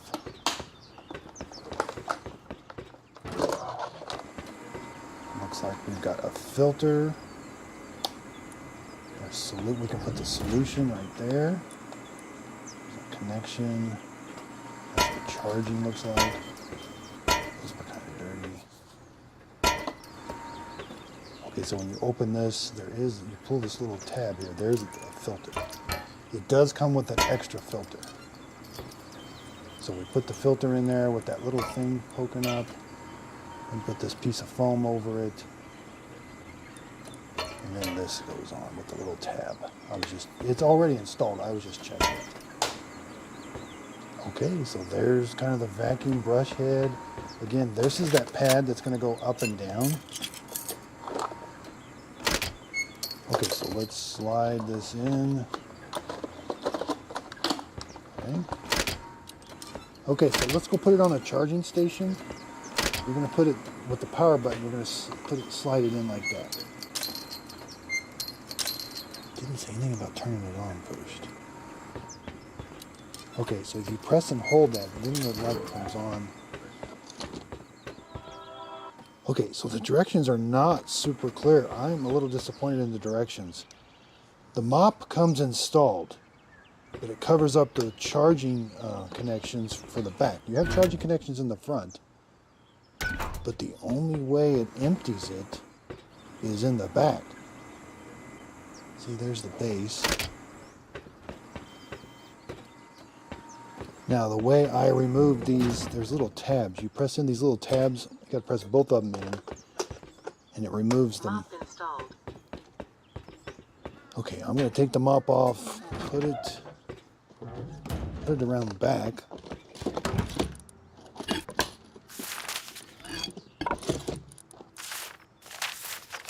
Okay, so now it says download the Eufy app. Okay, so I've got the Eufy app installed on my tablet. You've got to log in with a username and password. Now it says on the robot we got to hold the power and the up arrow for 10 seconds to start the Wi-Fi connection. Okay, so press both these at the same time. The Wi-Fi has been reset. Follow the instructions on the app to connect to a Okay, network. hit the little plus button here. Robot vacuum. It's the L35 hybrid. Okay, so you got to click, it took a little bit, but you got to click that little arrow and it'll show you Wi-Fi network. Click the Wi-Fi network you want to log into. Okay, so now it's telling me to hold the two buttons. Click the little status confirmed button next. Okay, so even though I had pressed those earlier, it still found it. So click the add button.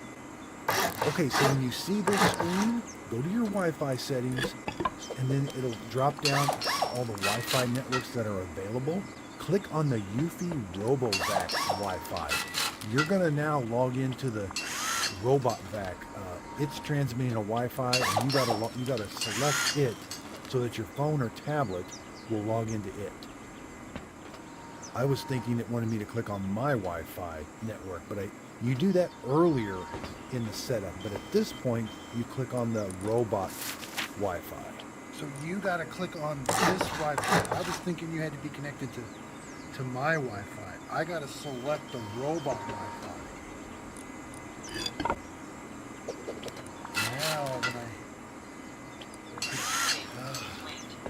Now it's connecting. So you gotta select the Wi-Fi that's being transmitted by the robot, not your Wi-Fi.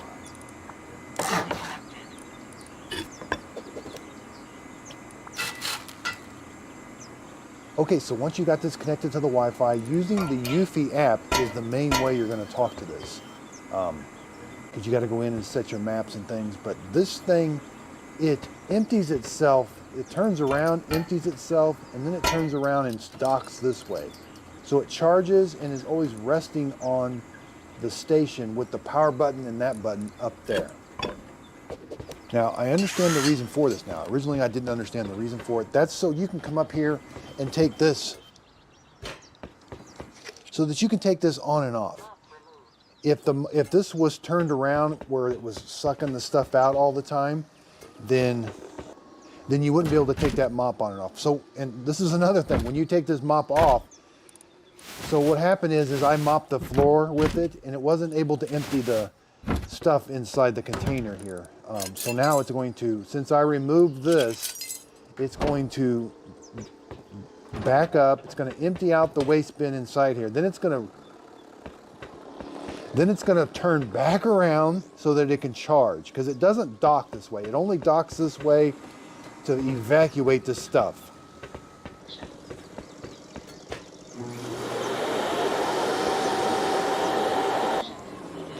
Okay, so the dust collection's completed. Now it's got to turn around so that it can charge itself.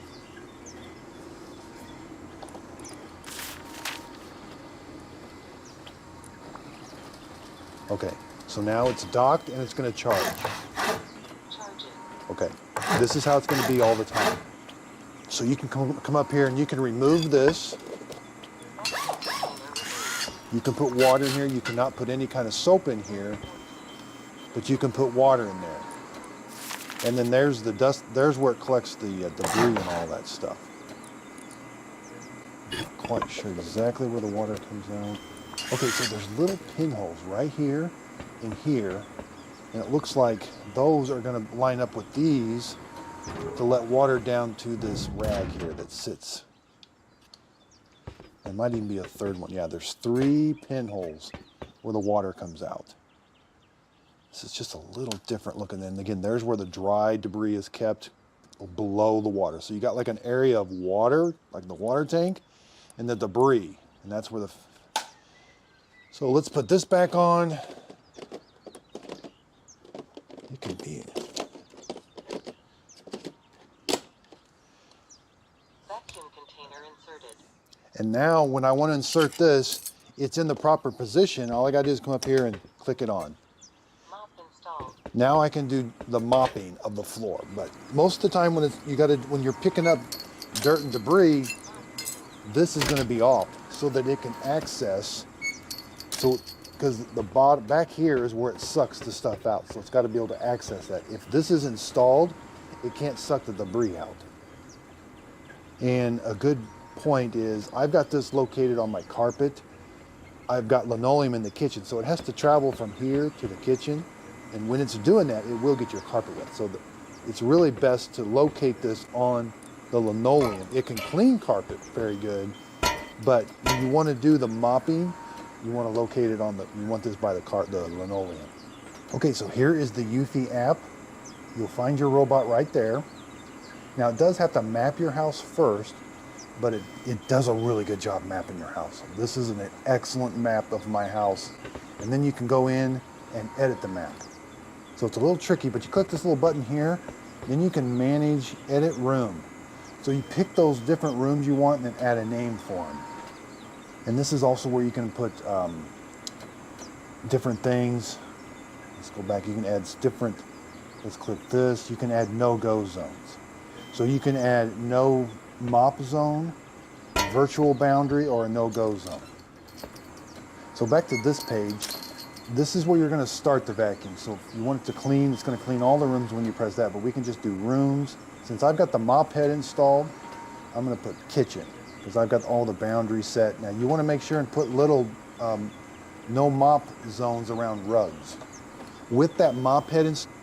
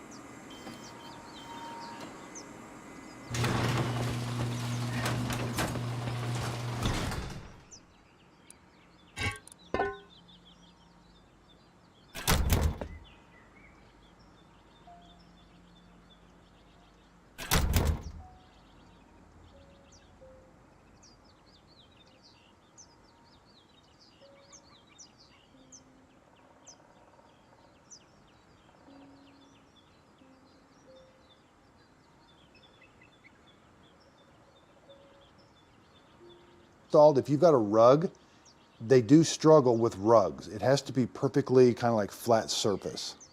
So you'll see in there, I put these zones, these no mop zones, wherever a rug is. Okay, so I told the mop to come clean the kitchen, and I've got the mop head installed.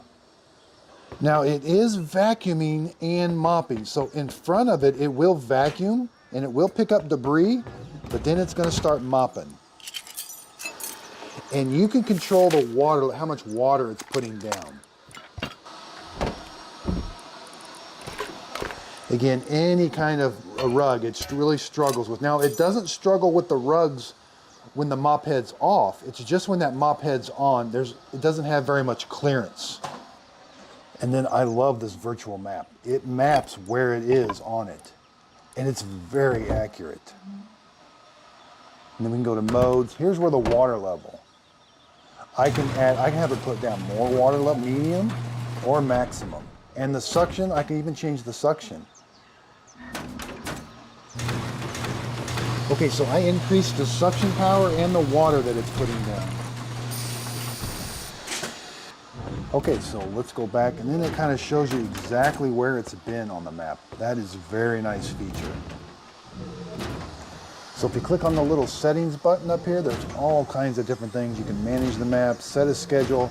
I do recommend putting the do not disturb on, because if it's got auto return cleaning, sometimes it will just kick on after it's charged the battery because it didn't finish the clean. So I recommend putting the do not disturb on, or it may start in the middle of the night on you.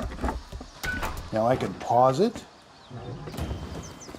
So that just pauses it, or I can tell it to go home. Room clean and progress, yeah, in the room clean and go home. Okay, so this looks like a really nice vacuum. There's a lot to learn about it. I hope this video helps. Thanks everybody for watching.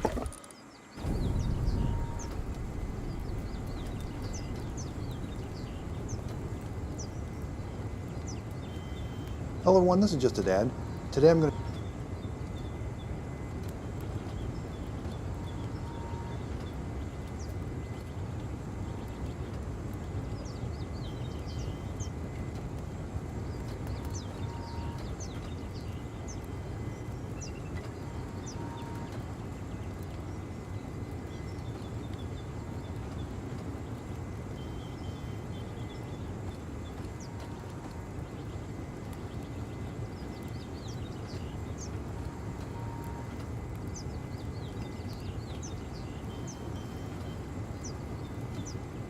Hello everyone, this is Just a Dad. Today I'm going to do a review on this Eufy 11S Slim Robot Vacuum Cleaner. So you got to plug the docking station in. This is the docking station that's going to charge it. Now we also have a remote control up here. We've got an LED light to let us know the docking station has power. So the robot vacuum is going to bounce off of your walls and furniture and suck up anything that's on the carpet or linoleum or hardwood floors. And it's going to put it into this chamber right here. You'll have to take this chamber over to the trash can and empty it out yourself. Now, once in a while, on top of this, you do have to clean out this filter. So here's the bottom side of the vacuum cleaner. It's got these two powered wheels, this pivot wheel right here, and two side brushes that turn. Now, we do have a power switch, so you're going to want to turn the vacuum cleaner on. I'm going to wait till I get it around on the charging station. Now, we can take the brush on and off with this.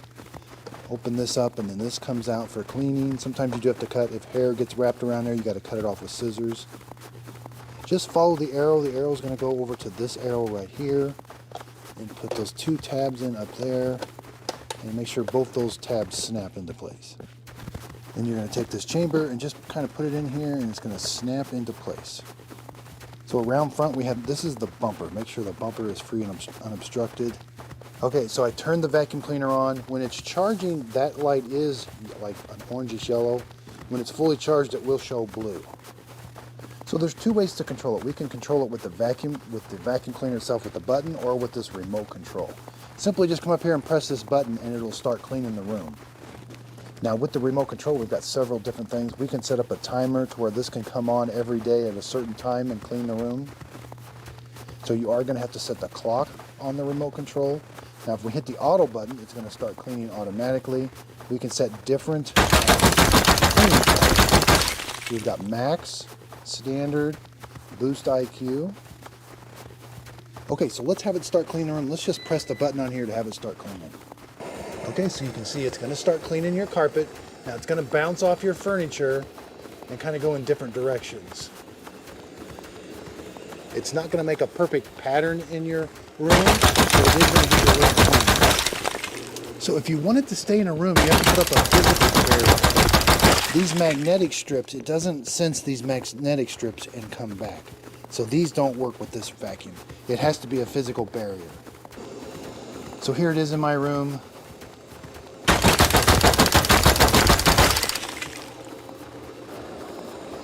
So it does do a good job of picking up, and it will change the suction power depending on if it's on carpet or hardwood floor. So if it's on hardwood floor, it'll sense that and it'll lower the suction power. So let's take a closer look at the remote again. You got that, that's the current time in your house. You want to set that by holding this clock button, and then you're going to use these buttons here to change the time. And then when you want to program it, that's what that button's for. You're going to press that. That bottom time's going to flash. You're going to change it. That's when you want it to come on. Now, if I want to turn that, if you see numbers at the bottom, that means it's going to start at that time. If you want to turn that off, press and hold that until that time goes away. Now it will not start at that program time. Okay, so it's done cleaning this room. It's a relatively normal size room. It took about 40 minutes to clean it. Now it's stopped and it's gonna go find the docking station. Okay, so it found the docking station. It really slows down when it finds it and it makes a straight line for it. Now it's gonna charge it and it'll be ready to go for the next time. So you can see it did cover the entire room. It doesn't have straight lines or anything that kind of zigzag a little bit, but let's see how it did. Okay, you gotta come over here. Let's see how it did. Empty it out. That's really impressive. Wow. It got a lot of dog hair, a lot of the fine particles up. I got to go empty this out again. Sometimes you do have to kind of blow this off. The fine dirt particles do get up there. Okay, so let's take a look underneath, see how it did. Yep, it did a good job. I'm very impressed with this. So I hope this... So this Eufy 11S Slim Line vacuum scratches, but the nice thing is with this soft rubber... This is a review for the Eufy 11S Max. A cluttered room. In our empty room testing, we see the 11S Max's random cleaning pattern demonstrated quite well. We can also see it getting very even coverage across the whole room. This is a review for the Eufy RoboVac 30C Max. The robot's airflow was measured at 17 CFM. Its suction was measured at 1.3 kPa. In our carpet stress test, the 30C Max picked up all debris types very well. This robot has a fairly narrow direct cleaning path, as its brushable compartment is only 5.75 inches wide. But with the help of its side brushes and repeated movement over the same area, it was able to clean up well in this test over time. In our carpet...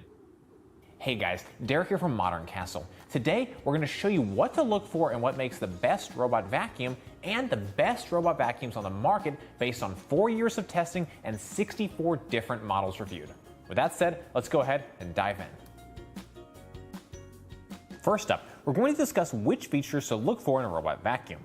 If you just want to see our recommendations for the best robot vacuums, jump to the time code on screen now to skip ahead. There are 3 major factors that are critically important for any robot vacuum cleaner: cleaning performance, navigational ability, and how easy the robot is to use. Let's start with cleaning performance. This one is pretty simple. How good of a job does the robot do at actually cleaning dirt and debris?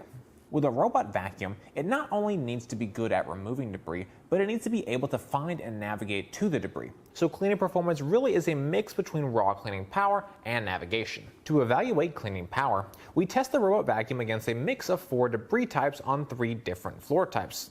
The score for each vacuum is the percentage of total debris by weight removed by the vacuum.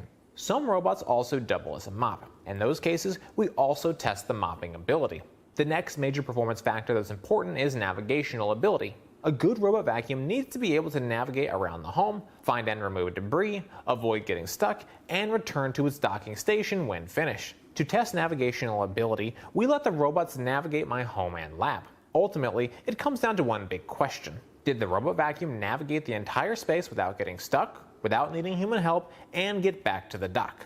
If the answer is yes, then in most cases we can say that the robot has excellent navigation. The spaces we test aren't exactly complex, but they aren't simple. We intentionally leave obstacles to see how the robots are able to deal with them, including low furniture, bar stool legs, scales, shoes, cords, and other common obstacles. The last important performance area is ease of use. It's a simple enough question, but also one that's fairly broad. There are a litany of different features, hardware, and software that help to make a robot easier to use. The most common factors that can improve usability that we look for are self-empty dustbin, robust, intuitive, and well-developed smartphone app, advanced navigation, and advanced digital mapping. A robot vacuum that's able to combine excellent performance and effective navigation in an easy-to-use package is the ultimate experience. Those are the types of robots that made our list for this video. Next up, we're going to do a deep dive into our specific model recommendations. We'll break these down in a few different category groupings. However, please note that there is a good degree of overlap between the categories. First, the best overall robot vacuum is the Roomba S9 Plus. The S9 Plus is an absolute powerhouse when it comes to raw cleaning power and checks almost every other box we look for. In terms of cleaning, it was essentially perfect, removing an average of 99% of all debris by weight across all 3 floor types. The dual counter-rotating rubberized brush rolls cannot be understated. Over the last 4 years, we've consistently seen strong performance from these types of brush rolls. Navigationally, it's a strong performer also. Once it has a good map built, it's able to easily find its way around your home. Using the app, you can label rooms, create no-go zones, set up scheduling, and adjust power settings. Additionally, the S9 Plus app interface is equipped with iRobot Genius, which creates automated cleaning and scheduling suggestions based on usage over time. Lastly, the S9 Plus comes with a self-empty base. This allows the robot to empty the onboard contents into a docking base. Ultimately, this allows the robots to be hands-off for weeks or months at a time, depending on your cleaning frequency. Our next pick is the Roborock S7. The S7 doesn't have quite the raw cleaning power of the Roomba S9 Plus, but it's still well above average. In our test, it was able to remove 96.7% of all debris by weight. Where the S7 really excels is with its 2-in-1 design, navigational abilities, and excellent usability driven through its well-developed app. The S7 has a mopping attachment that includes a size far lower. My top recommendations for the best robots came out of nowhere. A Modern Castle viewer sent us a link to their S5 Max, S6 Max V, and brands and models we've tested. We have consistently found Roborock's version to be among the very best. The S7, S6 Max V, and S5 Max all have water flow that can be controlled via the app, and 20 we couldn't recommend. For this section, I want to briefly mention a few notable models and brands and why they didn't quite make our cut. First up, we have robot vacuums that removed an average of 95% of debris by weight or more.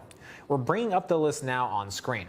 For most of these models, while the cleaning performance was excellent, they felt lacking in terms of build quality and or navigation. Roborock's S4 Max and now discontinued S4 were very close, but I felt that Roborock's other S-series models were better for not that much more money.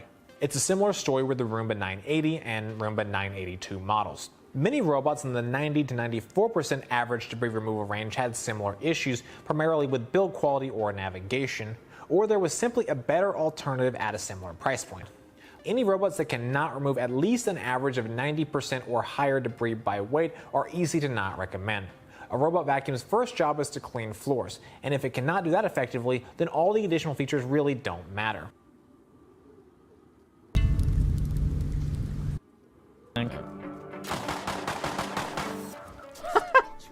What the fuck? Hit one. Revy dead? No. Yo! We're left. Who let you? Oh, there are so many dead bodies over here. Yep. Did you get the Revy, by the way? Yeah, I got 2 of them. One on the ground with ammo. Wait, there's a guy behind. Hit one. Oh, he's got a bike! Oh! I'm dead. I died, but Wally was able to clean up the fight and make it home with a few kits. Go, we need to go, new base. New base. We were building up a collection of guns, but what we still needed for our ocean base was farm. Oh no, I got MP5 on me. Bro, I just fucking have... Dude, Tell me, Hobbs, the guy who like... Yeah, he'll just... I'm like, yeah, it's running Killed an about MP5? videos. What? Yeah. One more on me. Oh, shit. No! I'm out of ammo! Oh, no! Wait, he ran out of ammo.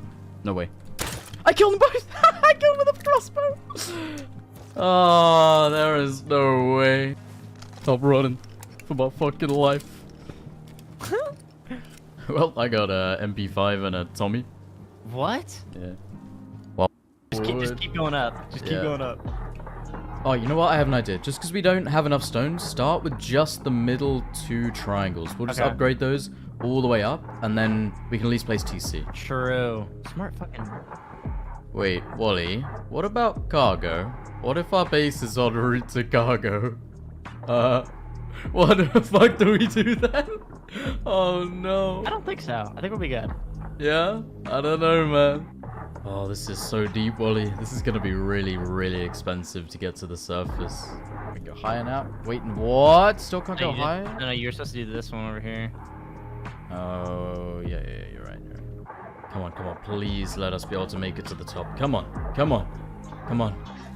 Oh, we can. We can get a TC down, Wally. Huge. All right, we're in business, Wally. We in business. Okay, going down.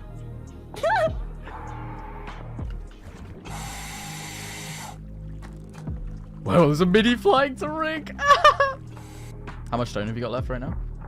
8k. Oh, wait, no, you do have enough stone. Okay, that's good. Okay, you can do it on like the edge of the frame. Try and break the frames on the on this side now. On this the side? 2 frames underneath me, so the TC doesn't break. Places really fucks up. Yeah, that's perfect. Oh, nice. Okay, we're in business. We didn't place TC massively well, but it's alright. Alright, yeah, just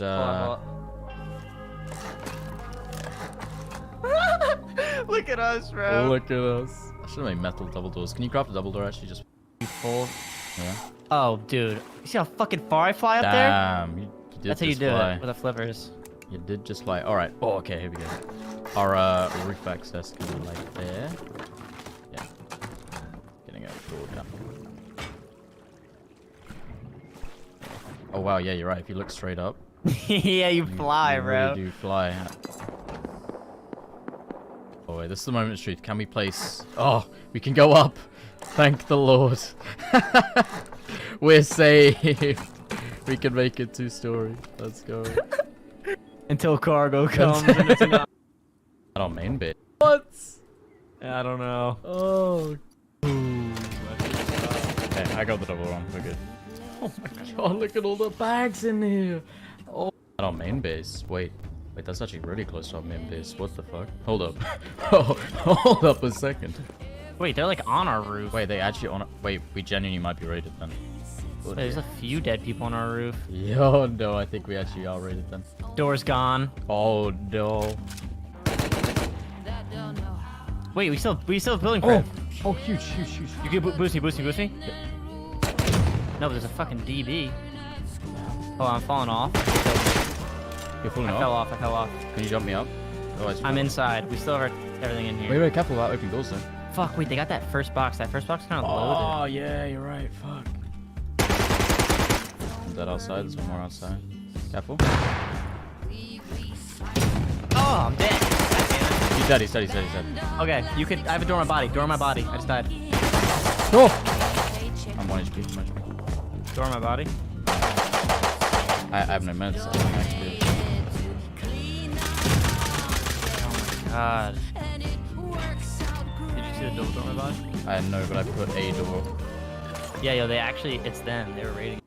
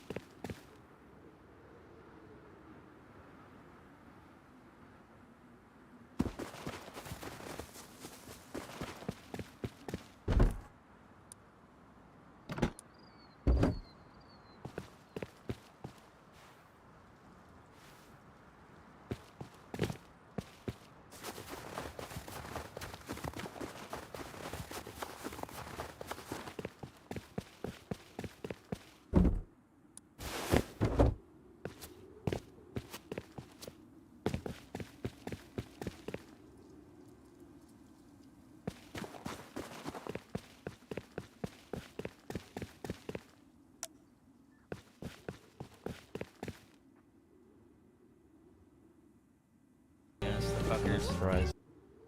Nice. You don't have any. One jumped out. Jump underwater if you need. Yeah, I'm good. I don't have a Do you have a tank. spear gun? No, I don't even have a tank, to be honest. No, I got in the wrong seat! No, oh my god! Climbing ladder. Mini landing on top. Okay. It's gotta be them. They had to have died. Yeah, I'm pushing on the top. One dead. Oh, no, dude. The other one's 1. He's MP5. Killed 1. Killed 2. Oh, well, there's only 2. Well, you've killed them all. Well done. That was it? 2 down.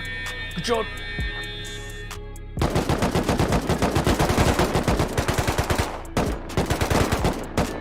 Oh, wait, he's fucking sending.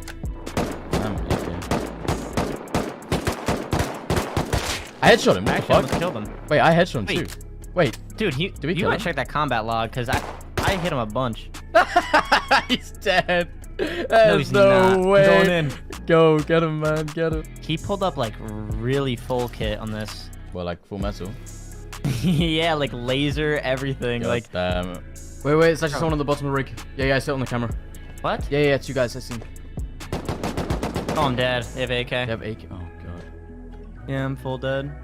Oh! One's underwater. Yeah, there's... Wait, is that... Who's Sharon Needles? How do we know that name? Good one. Just 2 or...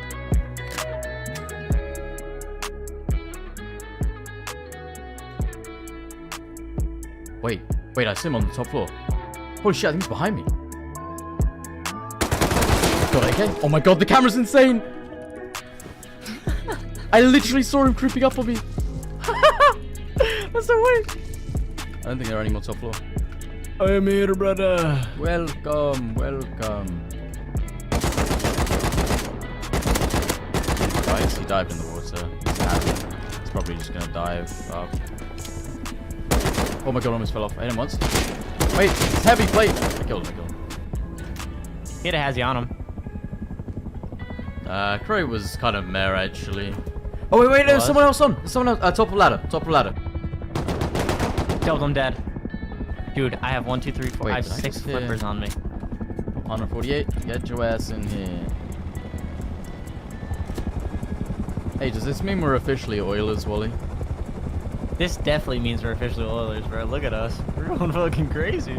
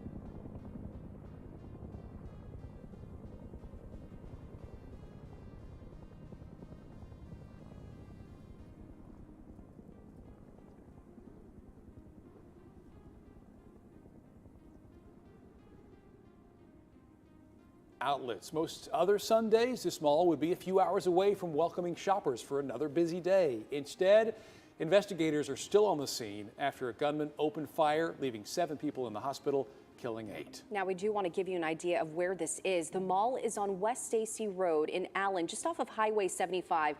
This is a popular shopping destination with more than 120 stores. Our reporters are standing by to bring you team coverage right now from the mall and the hall. About to show you some video as the shooting.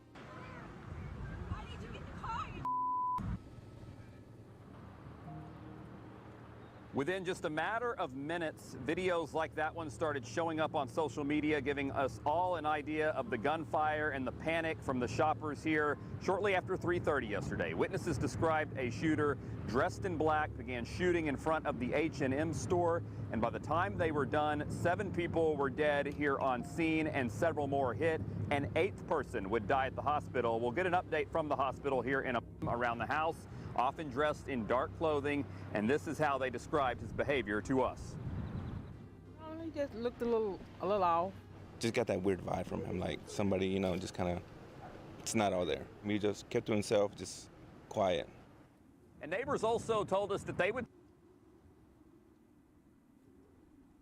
Hi, in this video I wanted to do a quick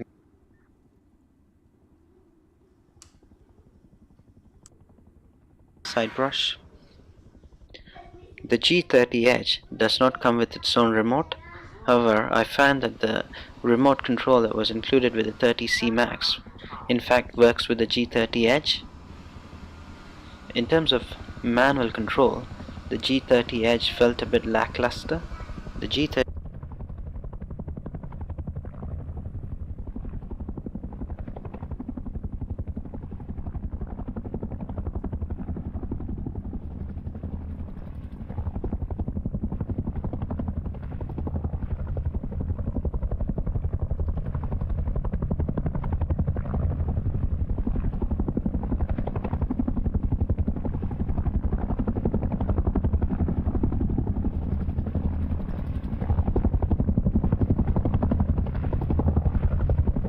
job. You got your drive wheels. Mopping, you're supposed to pre-wet this with rope. The mapping looks very accurate as far as my house. Now as far as navigating it, it's very simple. We can do, yeah, it did a pretty good job.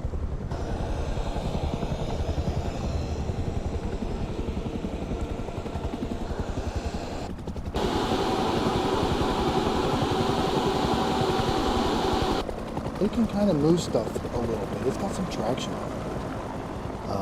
I do like the dust collection, so that is very nice, being able to take a bag out. Okay, so a lot of pet hair. A lot of not super fine particles, but I would like to see a little bit more in there than that. But the bag does hold a lot of stuff. Okay, so let's empty the shark and see how it is. Okay, so let's empty the shark, and this is the main reason I love the shark. You're gonna see, it's been cleaning my house. It does a fantastic job cleaning the house. I like that it gets fine debris, but you can see it even got some big chunks here, but it got so much more debris and hair. It really does an excellent job of cleaning. Here's the Eufy one. Again, yeah, it did okay, but now you do have to clean this out once in a while. I'm gonna open it up. I take it outside and I blow it out with a blower.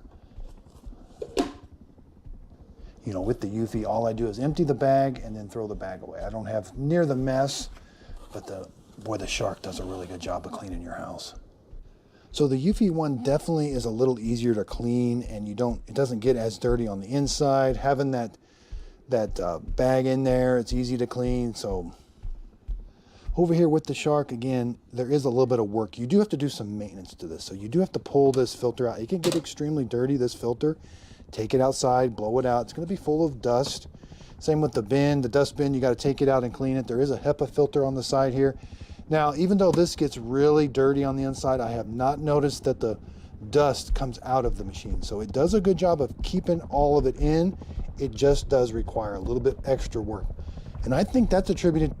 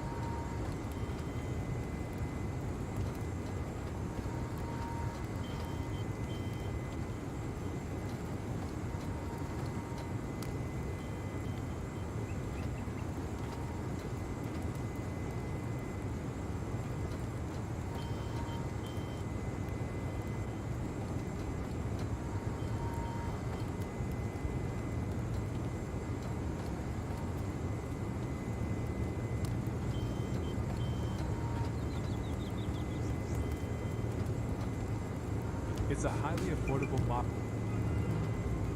A cat that likes to groom at 2.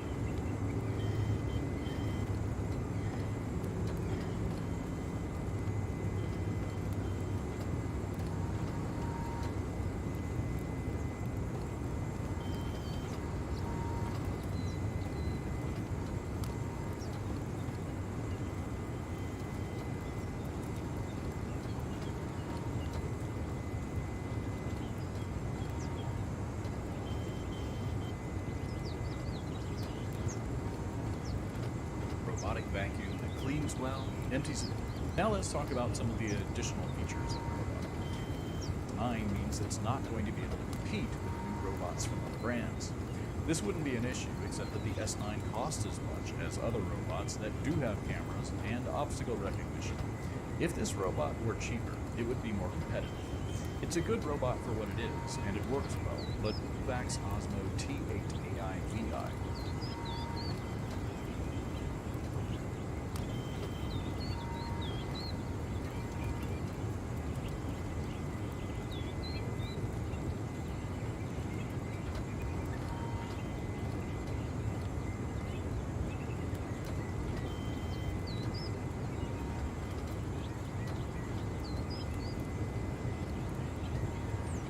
You have ever wondered why you should buy it? Kicks in twice a day, so it's just the norm. It's not anything. The Eufy RoboVac X8 is that dust box. The chamber is much bigger on there, so you get to use it a little bit longer without having to empty it as often. And that is the only maintenance that this vacuum cleaner needs, which is just, it's brilliant. No having to unclog the hair off the wheels or anything like that. Just X8 Robo Vacuum Cleaner. This vacuum cleaner has laser navigation. It has twin turbine technology. I'm going to insert a little clip now.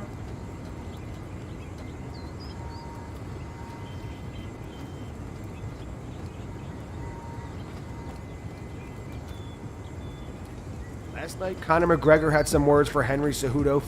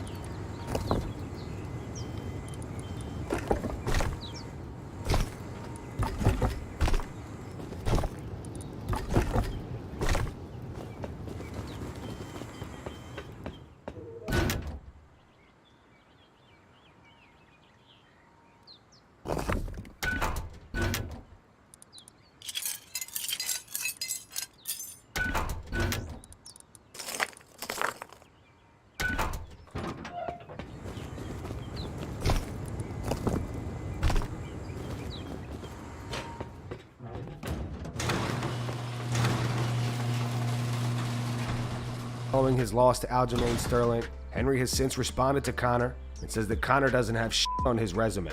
All right, here we go. Coach Mac Daddy in the place. Congrats, Funkmaster. Great fight. I knew you were going to win that, my man. Easiest money I've ever made. I already went shopping in advance, had everything Gucci'd out. You know yourself, fresh gear. But come here, let me just put this down. Let me show you what's what, right? Coach Mac Daddy in the place. Show you what's popping. Okay, Henry, this one's for you, my man, right? Some of the things, oh my God, you blew my... I couldn't believe what I was seeing, right? So you were here like this, right? And you were doing this, and I was like, you were doing this little thing, and I was like, what the f*** is that? I've never seen nothing like it. This guy is a f***ing genius, yeah? So you were doing this really well, yeah? If you'd have just done it this way, man, you'd have clean shot, bro. You'd have took him to the cleaners, my man. But anyway, you know yourself, Coach Mike Daddy, I don't charge your fee because I'm already set, yeah? Man, Conor McGregor don't got on my resume. That's all I gotta say. You know, he's been stopped after a 3-year layoff.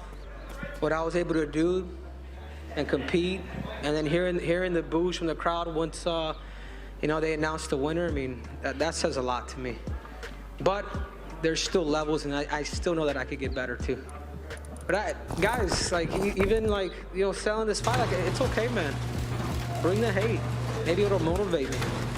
You know, I'm not one of these guys that will just like, yeah, I'm a little pissed because I hate losing, but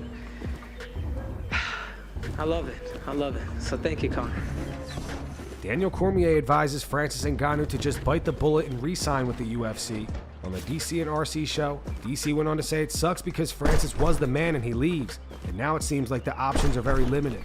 He responded to One Championship this morning saying they're being two-faced, but I'm telling you, it felt like the same thing that was happening to Lamar. I'm watching teams like you don't have a quarterback, but you're not interested in Lamar Jackson. This guy was the MVP of the NFL. It made no sense. To me, it's the same thing, but ultimately Lamar Jackson ends up back with the Baltimore Ravens. I believe that's what Francis Ngannou should do. Francis Ngannou should just come back, because the reality is this: the money that he was offered, I've heard, was a very lucrative number. If he comes back, nothing changes. He walks right back into being in the heavyweight title picture, fighting for the championship, getting paid at that championship level. You sometimes just have to bite the bullet and go, you know what, I'm going to go back to what's familiar, because you and I both agree that there are some very dangerous fights for him in boxing. So while you may cash in one time, it may not be sustainable. And he's also 36 years old, so he doesn't have much time. He hasn't fought since last January. He's 36 years old. Time is of the essence for Francis Ngannou, so he needs to get busy. Anthony Smith versus Johnny Walker goes down at UFC Fight Night on May 13th. Smith on the Believe You Me podcast says that he cannot lose to Johnny because he believes his stock will drop if he does. Some guys, they force themselves to not think about the negative, like, what happens if this happens? What happens if I lose? I haven't even really considered that, because I've spent this entire training camp just worried about myself and the problems that Johnny Walker brings to the table. I think when you start inserting the man and the person is where the pressure would come in for me. Like, can't lose to Johnny Walker. Like, I've said a lot of things about him in the past. Is that how you feel? You can't lose to Johnny Walker? I can't lose to Johnny Walker. Do you feel that that affects your stock if you do? I do. I think it's less about my career, more like my public perception, to be honest with you. It's as far as like my career. Am I reading this right? Because, listen, Johnny Walker burst onto the scene with a tremendous amount of hype and talent, right? The knockouts he was getting super early on, but then he's had mixed results. And this is what people used to say about him, say, oh, Bisping, yeah, he was a great fighter. But any big fights or the truly elite, he couldn't beat them. Do you feel that the perception may be, and I don't want to put these doubts into your mind, but the perception might be, or if I lose to Johnny Walker, then people are going to start writing me off as a future champion? Yeah, that 100%. And I've said those things about Johnny Walker. He is going to be able to beat a lot of those guys 5 to 15, like 5 and below, 6 and below, 7 and below. Yeah. He'll beat a lot of those guys. It's some of them it's a coin flip, and you know, he gets a little bit wild and crazy. He gets caught. He can catch people, but you know, him and guys like Ryan Spann have had a hard time busting into the elite level of the division. Well, Johnny Walker beats me, then that means I'm not in the elite level of the division, and that's a problem. That's a problem, and it's a little bit dangerous because he is one of those guys. He is so athletic and so explosive and so fast and so big and strong that he could. You know, like if you let that guy slip behind the wire, he could knock out any of us in the top 5. And so like, really that's where the pressure comes. It's just making sure that I don't do anything stupid. You know, that's if it's just. Oh, I'm nervous for you, buddy. I can't wait. Sean O'Malley on the Bro Malley Show gives his take on Francis Ngannou's current free agency situation. Sean thinks Francis f***ed up. Issues with owner of one championship saying they couldn't see eye to eye with Francis Ngannou about money. So that's Bellator turned him down, UFC, bare knuckle, won. He's running out of options, and he's probably just asking for too much money. Imagine if he said, you know what, I'm just going to stay in the UFC, I'm going to take this money, I'm going to go out there, win 2 more fights, and then ask for more money from the UFC. The UFC would probably have been like, hell yeah, you're the fucking man of the UFC. You got John Jones next, going to make $20 million off this pay-per-view. He's going to do $2 million back. Like, Yeah, I was interested because the one guy, he said I didn't feel Francis and I were fully aligned on non-financial matters. Oh, really? Yeah, which is non-financial matters. So I wonder, just curious, maybe that. I don't know. But yeah, he has not burned. What the hell, non-financially, you're going to fight in the one? Like, what? No. Like, what else would you want? Well, they didn't give me an extra airplane ticket. No, I'm assuming. Health insurance? Yeah, my thoughts were something similar to what he. If you go out there and make a couple $1 million, you'll be alright. Yeah, especially with one, I don't. Yeah, I'm kind of using. That is weird. Because now, really, what does he have left? Boxing. And it still doesn't really sound like he's gonna get. Who's gonna box him? None of these big boxers are gonna go box him because he's not. It's different if you box the UFC champ or if you box a guy that no one else will sign. You know what I mean? Yeah. So it's I don't know. There's probably not very as much interest in there. It's over 400 days, I think I saw before Francis's last fight. Oh, that sucks. Tony Ferguson has been arrested for a DUI. TMZ reports Tony apparently crashed his pickup truck into 2 parked cars outside a Hollywood club just before 2 a.m. His truck flipped on its side. Miraculously, he was not injured, nor was anyone else. Tony refused to take a field sobriety test and was quote-unquote very uncooperative at the scene. According to sources, the cops said that he reeked of alcohol and had bloodshot eyes. Tony was arrested at the scene and is facing misdemeanor DUI. He is also facing license suspension for refusing to take the sobriety test. So Tony actually crashed